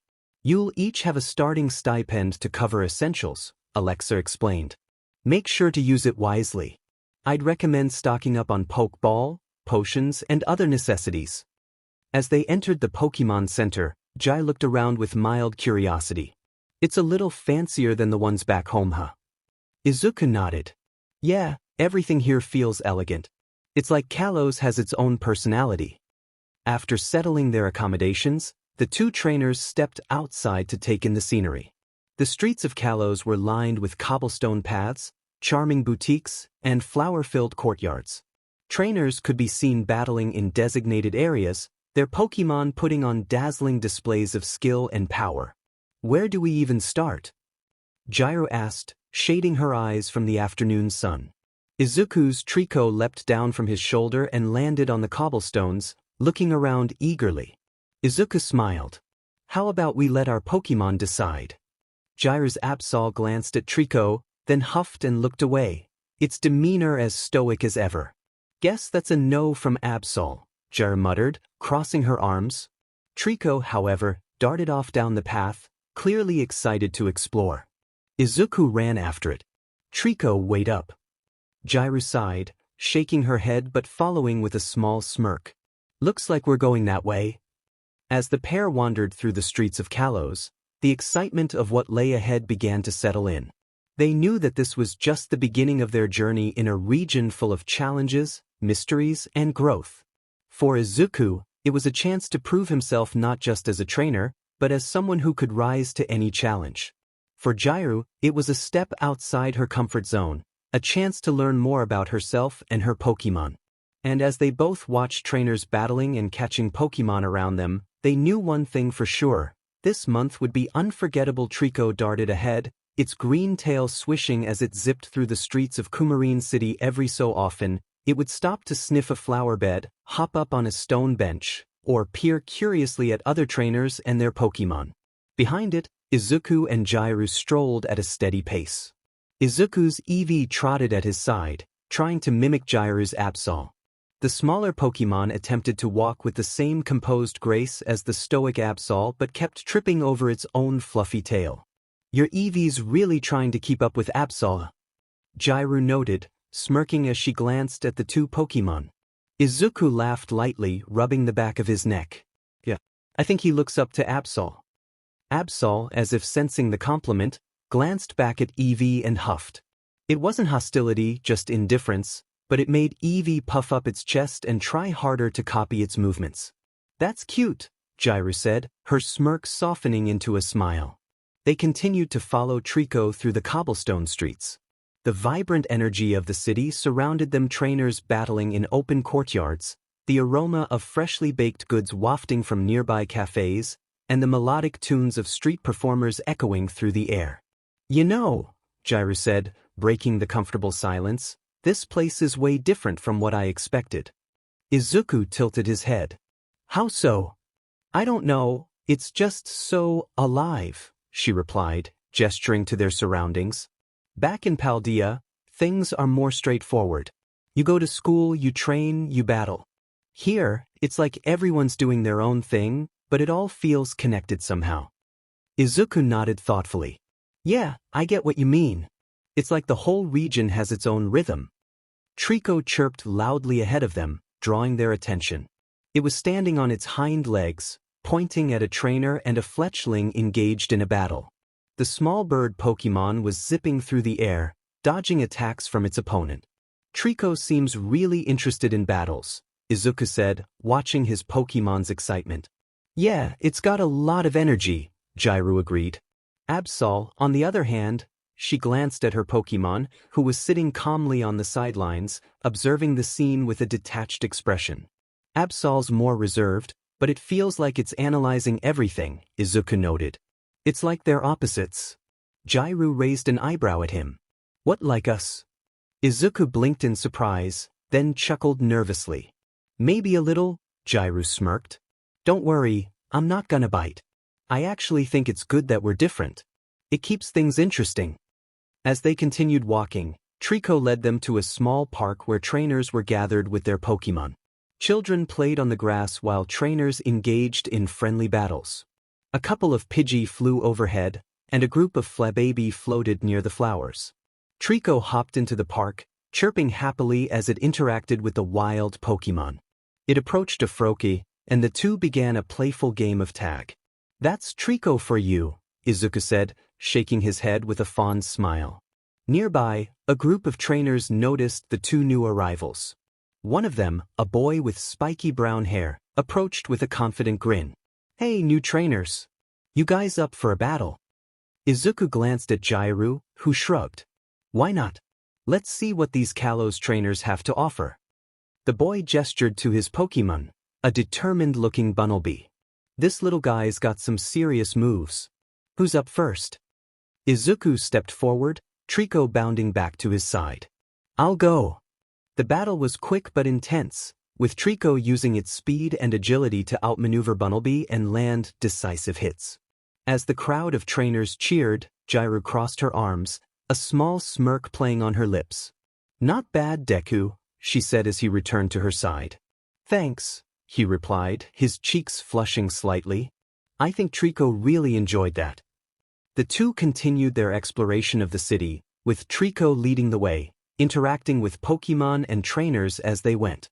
Izuku and 𝐲𝐬𝐼's conversation flowed naturally, shifting from strategies and training methods to more casual topics about their lives and aspirations. By the time the sun began to set, casting the city in a warm golden glow, they found themselves back at the Pokémon Center.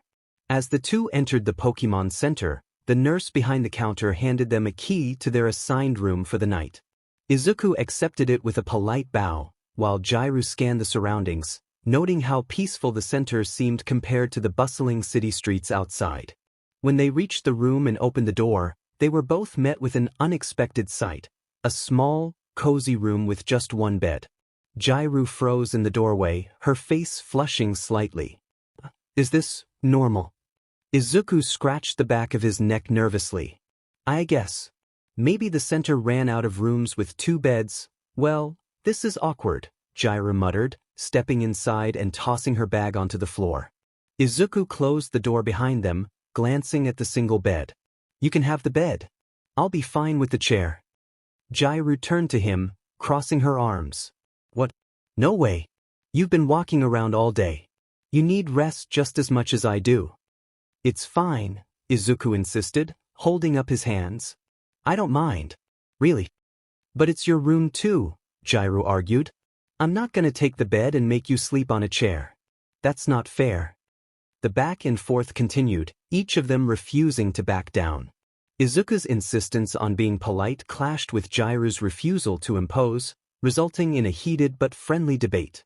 "You're too nice for your own good, you know that," 𝐲𝐬𝐼 said, narrowing her eyes at him. "And you're too stubborn." Izuku shot back, though his tone was light-hearted. Finally, as 𝐲𝐬𝐼 stood by the bed with her arms crossed, her exhaustion from the day caught up with her. She let out a small yawn and plopped onto the edge of the bed, her head drooping slightly. "Why you okay?" Izuku asked, concerned. 𝐲𝐬𝐼 mumbled, her voice barely audible. "Just tired." Before Izuku could say another word, 𝐲𝐬𝐼's eyes fluttered shut, and she slumped forward slightly. She had fallen asleep mid-argument. Izuku blinked, his expression softening as he watched her. "Guess that settles it." Moving quietly so as not to wake her, he stepped closer and gently scooped her up in his arms. 𝐲𝐬𝐼 murmured something incoherent in her sleep but didn't wake. Izuku carefully laid her down on the bed, pulling the blanket over her. For a moment, he hesitated, watching her peaceful expression. "Good night, 𝐲𝐬𝐼," he whispered before stepping back. He grabbed the chair from the corner of the room, dragging it closer to the bed. Sitting down, he leaned back and folded his arms, closing his eyes. It wasn't the most comfortable spot, but he didn't mind. As the room fell into silence, Absol and Eevee settled near the bed, while Trico perched near the window, gazing out at the city lights. Despite the day's events, the atmosphere in the room was calm and warm, and both trainers rested peacefully. Kyoko woke up to the soft glow of sunlight filtering through the window. She blinked groggily, rubbing her eyes as she slowly sat up. As the haze of sleep wore off, she realized she was tucked under the blanket of the bed. "I fell asleep, didn't I?" she muttered to herself, her voice low. Glancing around, her gaze landed on Izuku, slumped in the chair by the bed, his arms crossed and head tilted slightly to the side. He was fast asleep, his breathing steady and peaceful. Kyoko pieced it together quickly. "Did he?" she murmured, recalling their back and forth about the bed the night before. A faint blush crept across her cheeks as she realized what had happened. She adjusted the blanket and leaned back against the headboard, watching Izuku for a moment. His kindness and selflessness never failed to surprise her. "You're such a dork," she whispered with a small smile. Her phone buzzed on the nightstand, breaking the quiet. Careful not to wake Izuku, she reached over and unlocked her phone. A new notification flashed on the screen: Group Chat, 1A Adventures. Her eyes widened slightly as she opened it. Mina had created a group chat and had already sent the first message. "Mina, hey, everyone. Hope you're all having fun out there. Look who I just caught. Partying face attached was a selfie of Mina, grinning from ear to ear, holding up a Mariani with a mischievous glint in its eye. The caption read, "Meet my new partner, Toxic Queen." 𝐒𝐲𝐽𝐿 couldn't help but giggle at Mina's enthusiasm, covering her mouth to muffle the sound. Unfortunately, it was loud enough to stir Izuku from his sleep. Huh? Izuku mumbled, sitting up and rubbing his eyes. He blinked a few times before realizing 𝐒𝐲𝐽𝐿 was awake. "Oh, morning, 𝗔𝗫𝐻." "Morning," she replied, still smiling from the picture. Izuku tilted his head, noticing her amusement. "What's so funny?" 𝐒𝐲𝐽𝐿 held up her phone, showing him the picture Mina had sent. Mina started a group chat for everyone. She caught a Mariani and named it Toxic Queen.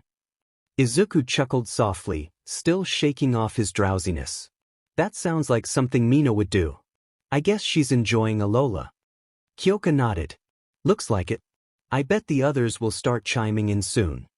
As they continued scrolling through the chat, more messages began to pour in. "Denki, cool. But did it zap you yet?" "Mina, nope. She loves me already." "Kirishima, that's so manly. Can't wait to see her in action." "Achiko, she's so cute. Good job, Mina." "Bakugo, who cares? I'll crush her at the tournament." 𝐒𝐲𝐽𝐿 glanced at Izuku. "Looks like everyone's having fun in their regions. We've got to catch up." Izuku nodded, a spark of determination in his eyes. "Yeah. Trico and I are ready for whatever comes next." 𝐒𝐲𝐽𝐿 smirked, holding up her phone. "Let's just hope Mina doesn't spam us with more selfies." Izuku laughed. "Something tells me that's exactly what she'll do." After a quick breakfast at the Pokémon Center, Izuku and 𝗔𝗫𝐻 headed out, their goals set on reaching the nearest route. The path leading out of the city was bustling with trainers and wild Pokémon scurrying through the tall grass. Izuku, holding Trico in his arms, glanced at 𝗔𝗫𝐻 and her Absol walking beside her. "We can't fall behind, especially if Mina's already catching Pokémon in Alola," he said with a determined grin. 𝗔𝗫𝐻 smirked, adjusting her headphones. "You're really competitive about this, huh? It's just Mina."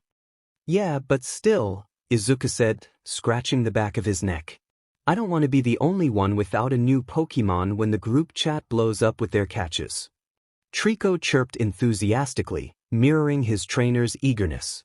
As they ventured further into the route, they came across a patch of tall grass near a cluster of trees. Izuku scanned the area, his eyes darting for any sign of movement. "Let's see what's around here," he said, stepping closer. Suddenly, a rustling sound came from the grass. Both trainers stopped, their Pokémon alert.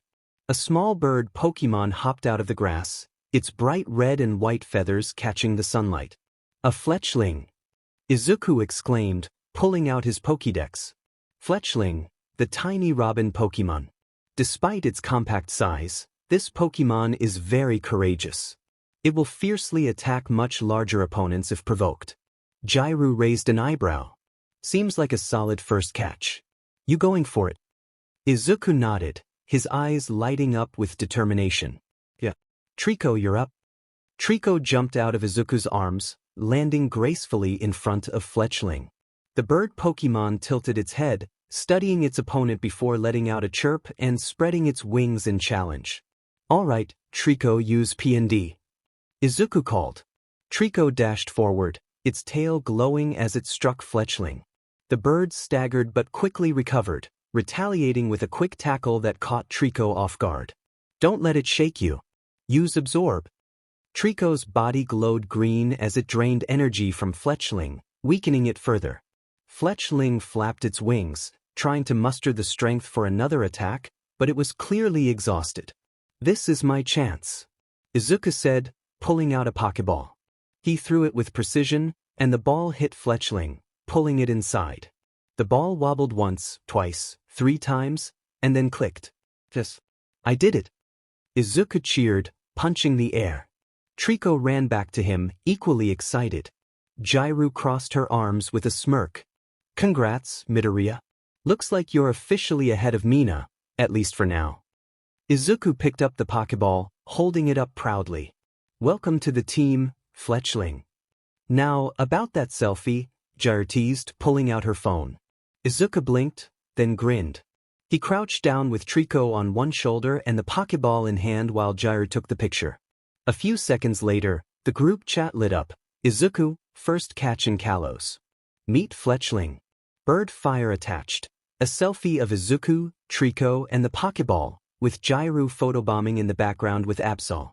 The replies came almost immediately. Mina, what? No way. You beat me to it.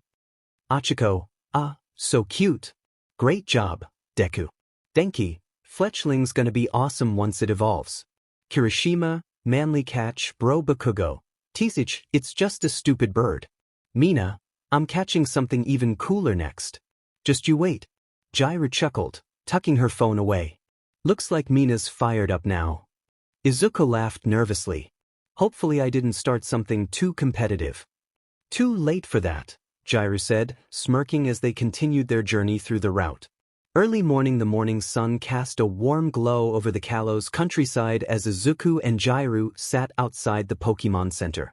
Their Pokemon 𝗔𝗂, Eevee, Fletchling, and 𝗵𝐿 were gathered around them, enjoying a light breakfast. So, what's the plan for today? 𝐎∗ asked as she stretched, still waking up. Izuku adjusted his gloves, eyes sparkling with determination. We should focus on training. We don't want to fall behind the others, especially with the tournament coming up. 𝐎∗ smirked, ruffling 𝗵𝐿's fur. Sounds good. I hope I can get 𝗵𝐿 interested in battles. What about you? I want to strengthen 𝗔𝗂 and Fletchling's teamwork, Izuku replied, watching as his 𝗔𝗂 tried to show off by jumping between rocks. And maybe teach Eevee a new move. 𝐎∗ nodded. Then let's get started. She watched Izuku and his Pokemon, noticing how 𝗔𝗂 moved with fluidity and instinct. Maybe she could take some inspiration from him. 𝗔𝗂 and Fletchling's training. Izuku had 𝗔𝗂 and Fletchling practice dodging attacks in sync. Fletchling quick attack. 𝗔𝗂 match its speed and follow up with P&D. The small bird Pokemon shot forward, and 𝗔𝗂 leaped beside it. They moved together smoothly, attacking a nearby training dummy. You two are getting better at reading each other, Izuku praised. Let's keep going until it's perfect. Eevee's move training. Eevee meanwhile watched 𝗵𝐿 intently, as if it wanted to learn something. Izuku knelt beside his partner, petting its soft fur. You want to try something new, buddy? He asked. Eevee wagged its tail enthusiastically. Izuku thought for a moment. Let's see if we can get you to learn baby doll eyes. It could be useful against aggressive opponents. Eevee gave a determined nod before trying to focus its gaze, attempting the move on 𝗔𝗂, who tilted its head in confusion. After an intense morning of training, the group took a break under a large oak tree. Their Pokemon rested, but Eevee kept eyeing 𝗵𝐿, who was resting. 𝐎∗ smirked. Looks like Eevee wants to play. Izuku smiled at the thought. Too bad 𝗵𝐿 is resting. Eevee let her rest. Suddenly, 𝗵𝐿 playfully nudged Eevee, who responded by hopping onto its back and striking a confident pose. Fletchling chirped excitedly, while 𝗔𝗂 snickered at the sight. 𝐎∗ rolled her eyes. Great, now we have Pokemon trying to outdo each other too. Izuku laughed. At least they're bonding in their own way. As the sun began to lower in the sky, they packed up their things and prepared to head back. Their Pokemon had grown stronger, their teamwork had improved, and even 𝗵𝐿 was responding better to 𝐎∗'s commands. 𝐎∗ stretched. Not bad for a training day. Think we're ready to take on some real battles? Izuku grinned. Only one way to find out. As Izuku and 𝐎∗ made their way back from their training session, they noticed a crowd gathering in the town square. A large banner stretched across the entrance to an open plaza. Coumarine City Pokemon Showcase Open Stage for Trainers. 𝐎∗ raised an eyebrow. A showcase? I thought those were mainly for performers. Izuku adjusted his bag strap, intrigued. It looks like an open event. Maybe we should check it out. 𝐎∗ glanced at her 𝗵𝐿, who was cleaning its claws nonchalantly. I know performing isn't really my thing. Izuku placed a reassuring hand on her shoulder. We don't have to do anything flashy. Let's just see what it's about. After a moment, 𝐎∗ sighed. Fine, But if this turns into some cringy performance, I'm blaming you. Inside the showcase hall, the showcase stage was filled with trainers displaying their Pokémon's talents not just in battles, but in contests of agility, skill, and elegance. Some Pokémon danced, others showed off their moves in synchronized performances. Izuku and 𝐤𝐬𝐼 stood near the back, watching as a Sylveon performed a graceful ribbon dance with its feelers, dazzling the audience. 𝐤𝐬𝐼 crossed her arms. I don't know how to feel about this. A host announced, would anyone like to take the stage for a free demonstration? Show us what your Pokémon can do. Izuku nudged 𝐤𝐬𝐼. Wanna give it a try? 𝐤𝐬𝐼 hesitated. I mean, 𝐒𝐵sol's not really the performing type. Izuku grinned. Neither are any of my Pokémon, so we should show off their precision instead. Maybe some battle choreography. 𝐤𝐬𝐼 sighed. Fine. But you're going up there too. Izuku chuckled. Deal. The two stepped onto the stage, the crowd murmuring in anticipation. 𝐤𝐬𝐼 called out, 𝐒𝐵Sol, you ready? Izuku smirked. Fletchling, let's go. The small bird Pokémon fluttered into the air, while 𝐒𝐵Sol took a steady stance. Fletchling, quick attack. The bird darted forward like a bullet. 𝐤𝐬𝐼 smirked. Dodge, then follow up with Night Slash. 𝐒𝐵Sol disappeared for a split second, narrowly avoiding Fletchling's attack before slashing the air just inches from it. The audience gasped as the two Pokémon weaved through each other's moves with precise control. Izuku gave the next command. Fletchling, aerial ace. 𝐒𝐵Sol, counter with Psycho Cut. The two attacks clashed, creating a stunning light display before both Pokémon landed gracefully. The crowd erupted in cheers. 𝐤𝐬𝐼 brushed her bangs back. Okay, I'll admit that was kind of fun. Izuku laughed. Told you. After the showcase, Izuku and 𝐤𝐬𝐼 found a small cafe tucked away from the busy streets. They settled into a booth, ordering drinks while their Pokémon rested. 𝐤𝐬𝐼 scrolled through her phone. Looks like everyone's having their own adventures. Uraraka got lost in Diglett Cave, and Bakugo already won a gym battle in Sinnoh. Izuku took a sip of his raspberry juice. We'll have to pick up the pace if we want to keep up. 𝐤𝐬𝐼 smirked. You're seriously making this into a competition, huh? Izuku grinned. Everything's training if you think about it. As their drinks arrived, 𝐤𝐬𝐼 looked at Izuku thoughtfully. Hey, thanks for dragging me into this. I don't usually do stuff like showcases, but it wasn't bad. Izuku smiled. You're a natural, 𝐤𝐬𝐼. Whether it's a showcase or a real match, I know you'll be amazing. 𝐤𝐬𝐼 smiled but quickly sipped her drink to hide it. Yeah, don't get all sentimental on me. As the sun began to set, they sat in comfortable silence, ready for whatever adventure came next.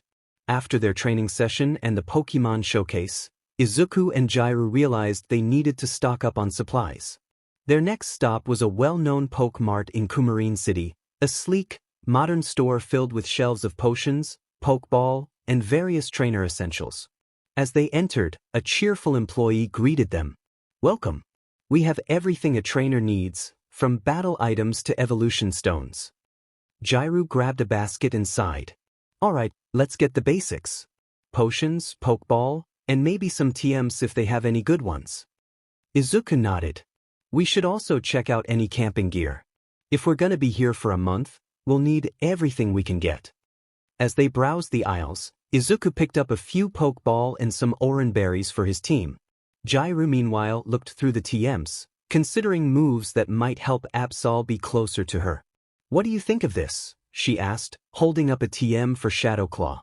Might give 𝐒𝐵Sol some extra coverage. Izuku nodded. That's a solid choice. I'm thinking of getting Aerial Ace for Trico and to help Fletchling enter. As they were about to check out, a voice called out behind them. Hey, you two look like fresh trainers. How about a battle?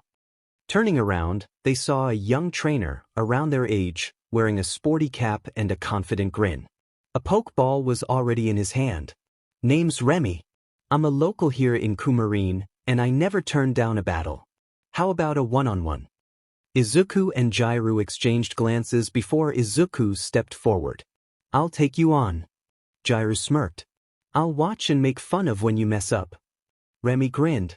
Alright, let's do this outside. The three of them left the store and found an open training ground nearby. A small crowd of onlookers gathered as Remy tossed his Pokeball into the air. "Let's go, 𝐿𝐿𝐼. A small lion cub Pokemon emerged, flames flickering from its fur. Izuku pulled out his own Pokeball. "All right, Fletchling, let's do this." The small bird fluttered into the air, chirping confidently. "The battle begins," Remy smirked. 𝐿𝐿𝐼, ember. The lion cub exhaled a small burst of fire, shooting toward Fletchling. Izuku reacted quickly. Dodge with quick attack, then circle around. Fletchling zipped through the air, narrowly avoiding the flames before positioning itself behind 𝐿𝐿𝐼. Remy grinned. "Not bad, but let's see how you handle this 𝐿𝐿𝐼 tackle." 𝐿𝐿𝐼 dashed forward with impressive speed. Izuku saw an opening. Fletchling, counter with aerial ace. Fletchling dove downward, its wings glowing as it collided with 𝐿𝐼 mid-charge. The impact sent 𝐿𝐼 rolling back. Remy gritted his teeth. "Come on, 𝐿𝐼. Get up." 𝐿𝐼 stood, shaking off the attack. Izuku kept up the pressure. One more quick attack. Fletchling darted forward, striking 𝐿𝐼 head-on. The lion cub let out a small growl before collapsing onto its belly, unable to continue. The small crowd clapped, and Remy returned his Pokemon. "Man, you're good. That Fletchling is fast." Izuku smiled and extended a hand. "Good match. Your 𝐿𝐼 is strong." Remy shook his hand. "Thanks. I'll get stronger and challenge you again someday." 𝐓𝐬𝐼 smirked. "Come on, man, I was really hoping for you to mess up. I thought of a really good one if you lost." Izuku chuckled. "I still have a long way to go."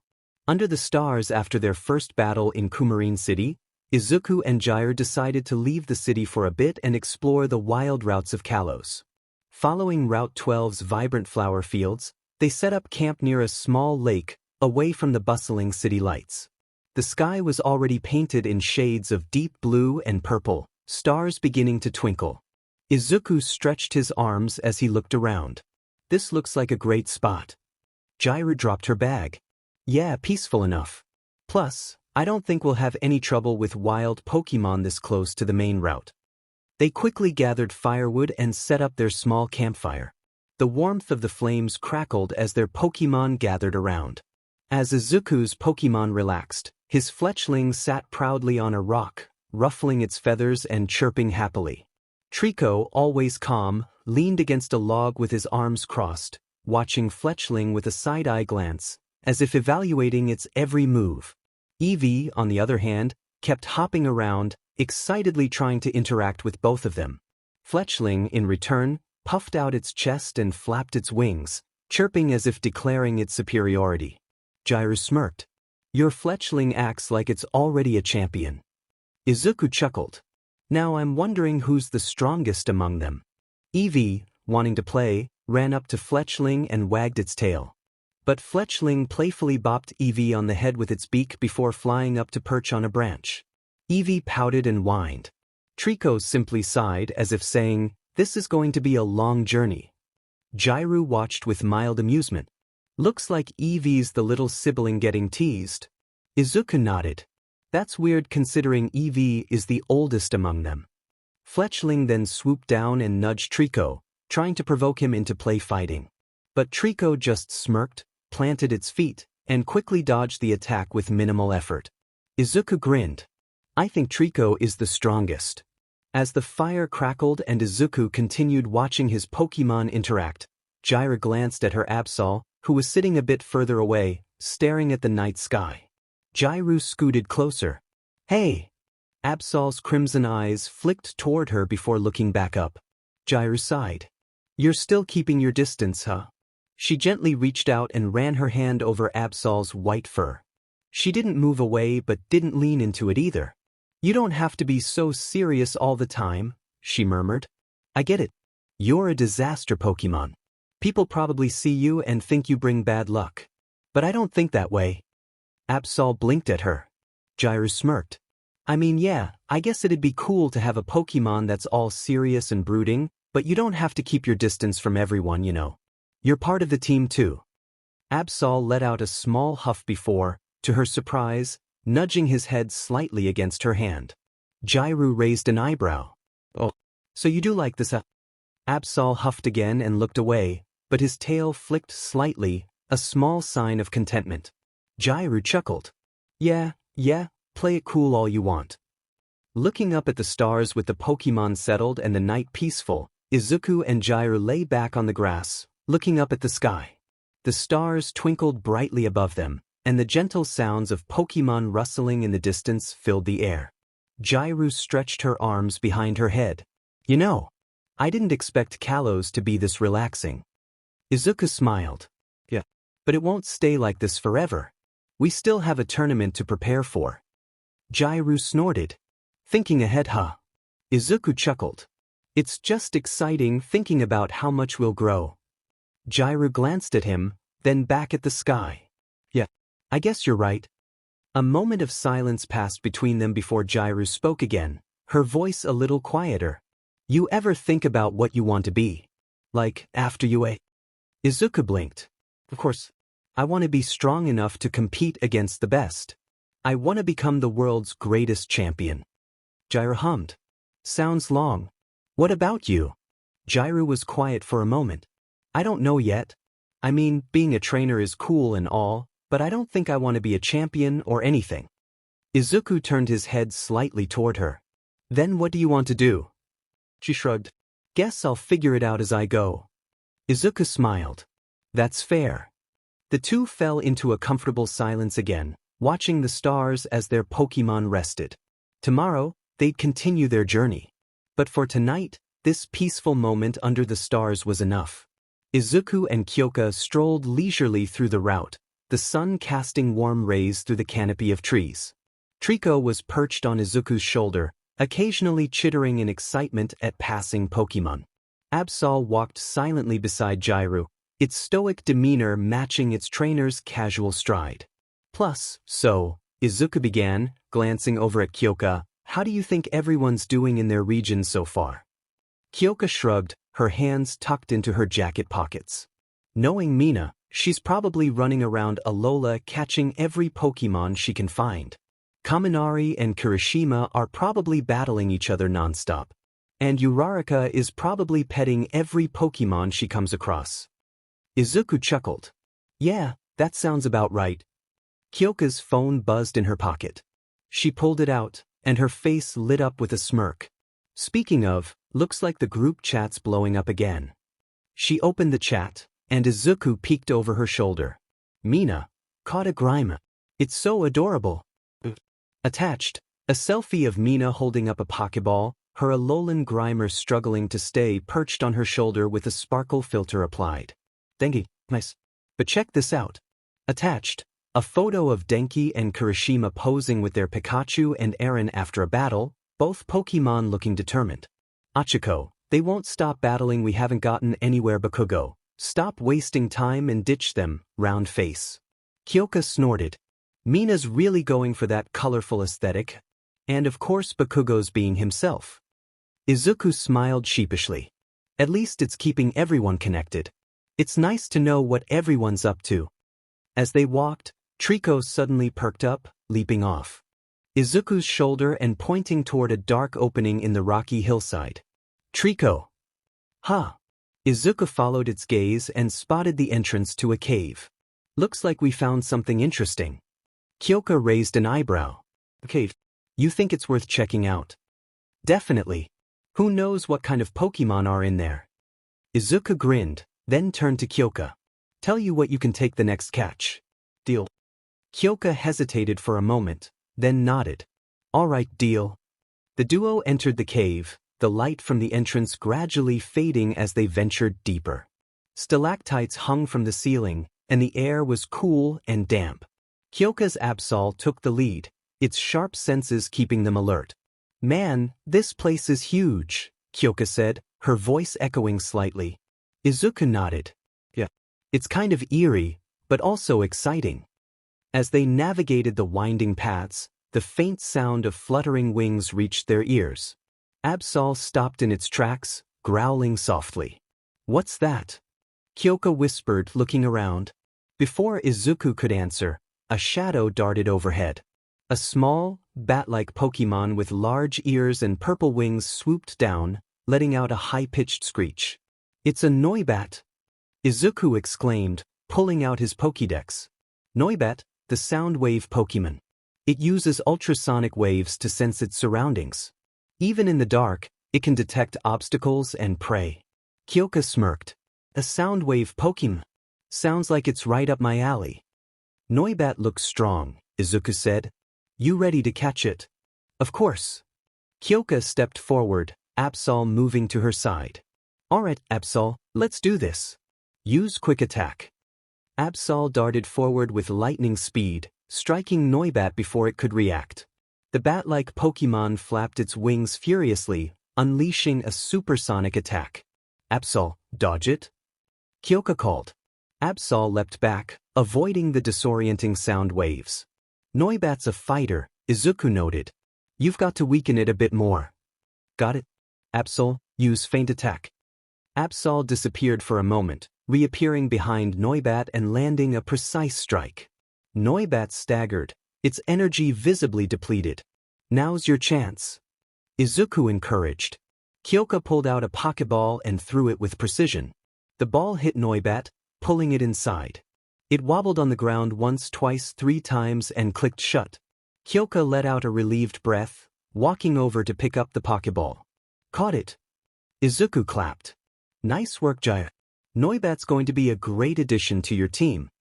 "Yeah," 𝐤𝐽𝐽 said, a small smile tugging at her lips. She pulled out her phone and opened the group chat. "𝐤𝐽𝐽, just caught a Noibat. Looks like I'm not falling behind either." Attached, a selfie of 𝐤𝐽𝐽 holding the Pokeball with 𝐴𝐵𝐵𝐵 sitting stoically beside her in the cave. The replies rolled in quickly. "Mina, what? That's so cool. I want one now." "Denki, okay, Noibat's awesome. Respect." "Achiko, you guys are really fast at this Bakugo, whatever. It's just a bat." "Ida, good find. Caves are definitely worth exploring." 𝐤𝐽𝐽 chuckled, slipping her phone back into her pocket. "Guess we're not the only ones exploring caves." Izuku smiled. "We're off to a strong start in Kalos. Let's keep it up." With Noibat added to 𝐤𝐽𝐽's team, the duo continued their exploration, ready for whatever the Kalos region had in store. The dimly lit cave seemed to stretch endlessly as Izuku and 𝐤𝐽𝐽 continued their exploration. The glowing stones embedded in the walls cast an otherworldly light, making the cavern shimmer in blues, greens, and purples. Trico walked confidently ahead, occasionally tapping on the walls with its tail, while Eevee trotted alongside 𝐤𝐽𝐽, its nose twitching. "Man, this place is amazing," 𝐤𝐽𝐽 said, glancing at the glowing stones. "Feels like we're in some kind of treasure vault." Izuku nodded, eyes scanning the cavern. "Yeah, it's appealing. These stones must have some significance. Maybe they're evolutionary stones or something." That sparked an idea in 𝐤𝐽𝐽's mind. "Hey, Izuku," she said, turning to him, "why don't we use Eevee's good nose to sniff out anything rare? Who knows, maybe we can find something valuable to bring back as souvenirs." Izuku's face lit up. "That's a great idea. Eevee's sense of smell is incredible. What do you think, Eevee?" "Eevee." The small Pokémon barked enthusiastically, wagging its tail as it began sniffing the air. Trico crossed its arms, giving a small huff as if to say it could have found the stones just as easily. As Eevee started its search, 𝐤𝐽𝐽's phone buzzed with a notification. She opened the group chat, and her eyebrows raised in surprise. "Achiko, look what I got." Attached, a photo of Achiko holding an egg with pink and white patterns, cradling it like a treasure. "Achiko, a trainer gave it to me because they didn't have room to raise it. Isn't it cute?" 𝐤𝐽𝐽 showed the message to Izuku, who leaned in to look. "An egg," Izuku said, smiling. "That's amazing. I wonder what will hatch from it." 𝐤𝐽𝐽 grinned. "She's already becoming a natural trainer, huh?" She typed out a quick reply. "𝐤𝐽𝐽, nice find. You've got to let us know what hatches. Denki, I think you guys left me in the last town. Can you turn back? Mina, I want an egg too. Bakugo, eggs are useless. Just focus on battles, round face." 𝐤𝐽𝐽 snorted, slipping her phone back into her pocket. It would 𝐒𝐻𝐾 to be on a journey with 𝐭𝐚𝐲. A few minutes later, 𝐸𝐵 barked excitedly, tail wagging as it pawed at the ground near a cluster of glowing stones. Did you find something, 𝐸𝐵? Izuku asked, kneeling down. 𝐸𝐵 dug into the dirt a little, carefully pulling out a smooth stone that shimmered white and blue. It turned and dropped the stone into Kyoka's hands, looking up at her expectantly. Whoa, Kyoka whispered, holding the stone up to the light. This is gorgeous. It's almost icy. 𝗕𝗏𝗄 tilted its head in mild curiosity but then turned its gaze to where 𝐸𝐵 had continued sniffing.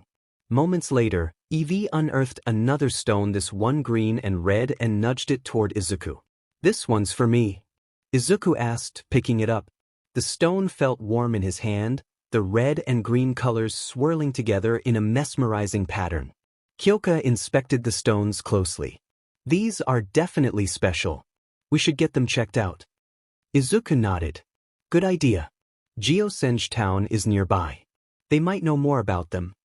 All right, let's head there, Kyoka said, tucking the icy stone into her bag. She gave 𝐸𝐵 a pat on the head. Good work, 𝐸𝐵. 𝐸𝐵. It wagged its tail proudly before hopping onto Izuku's shoulder.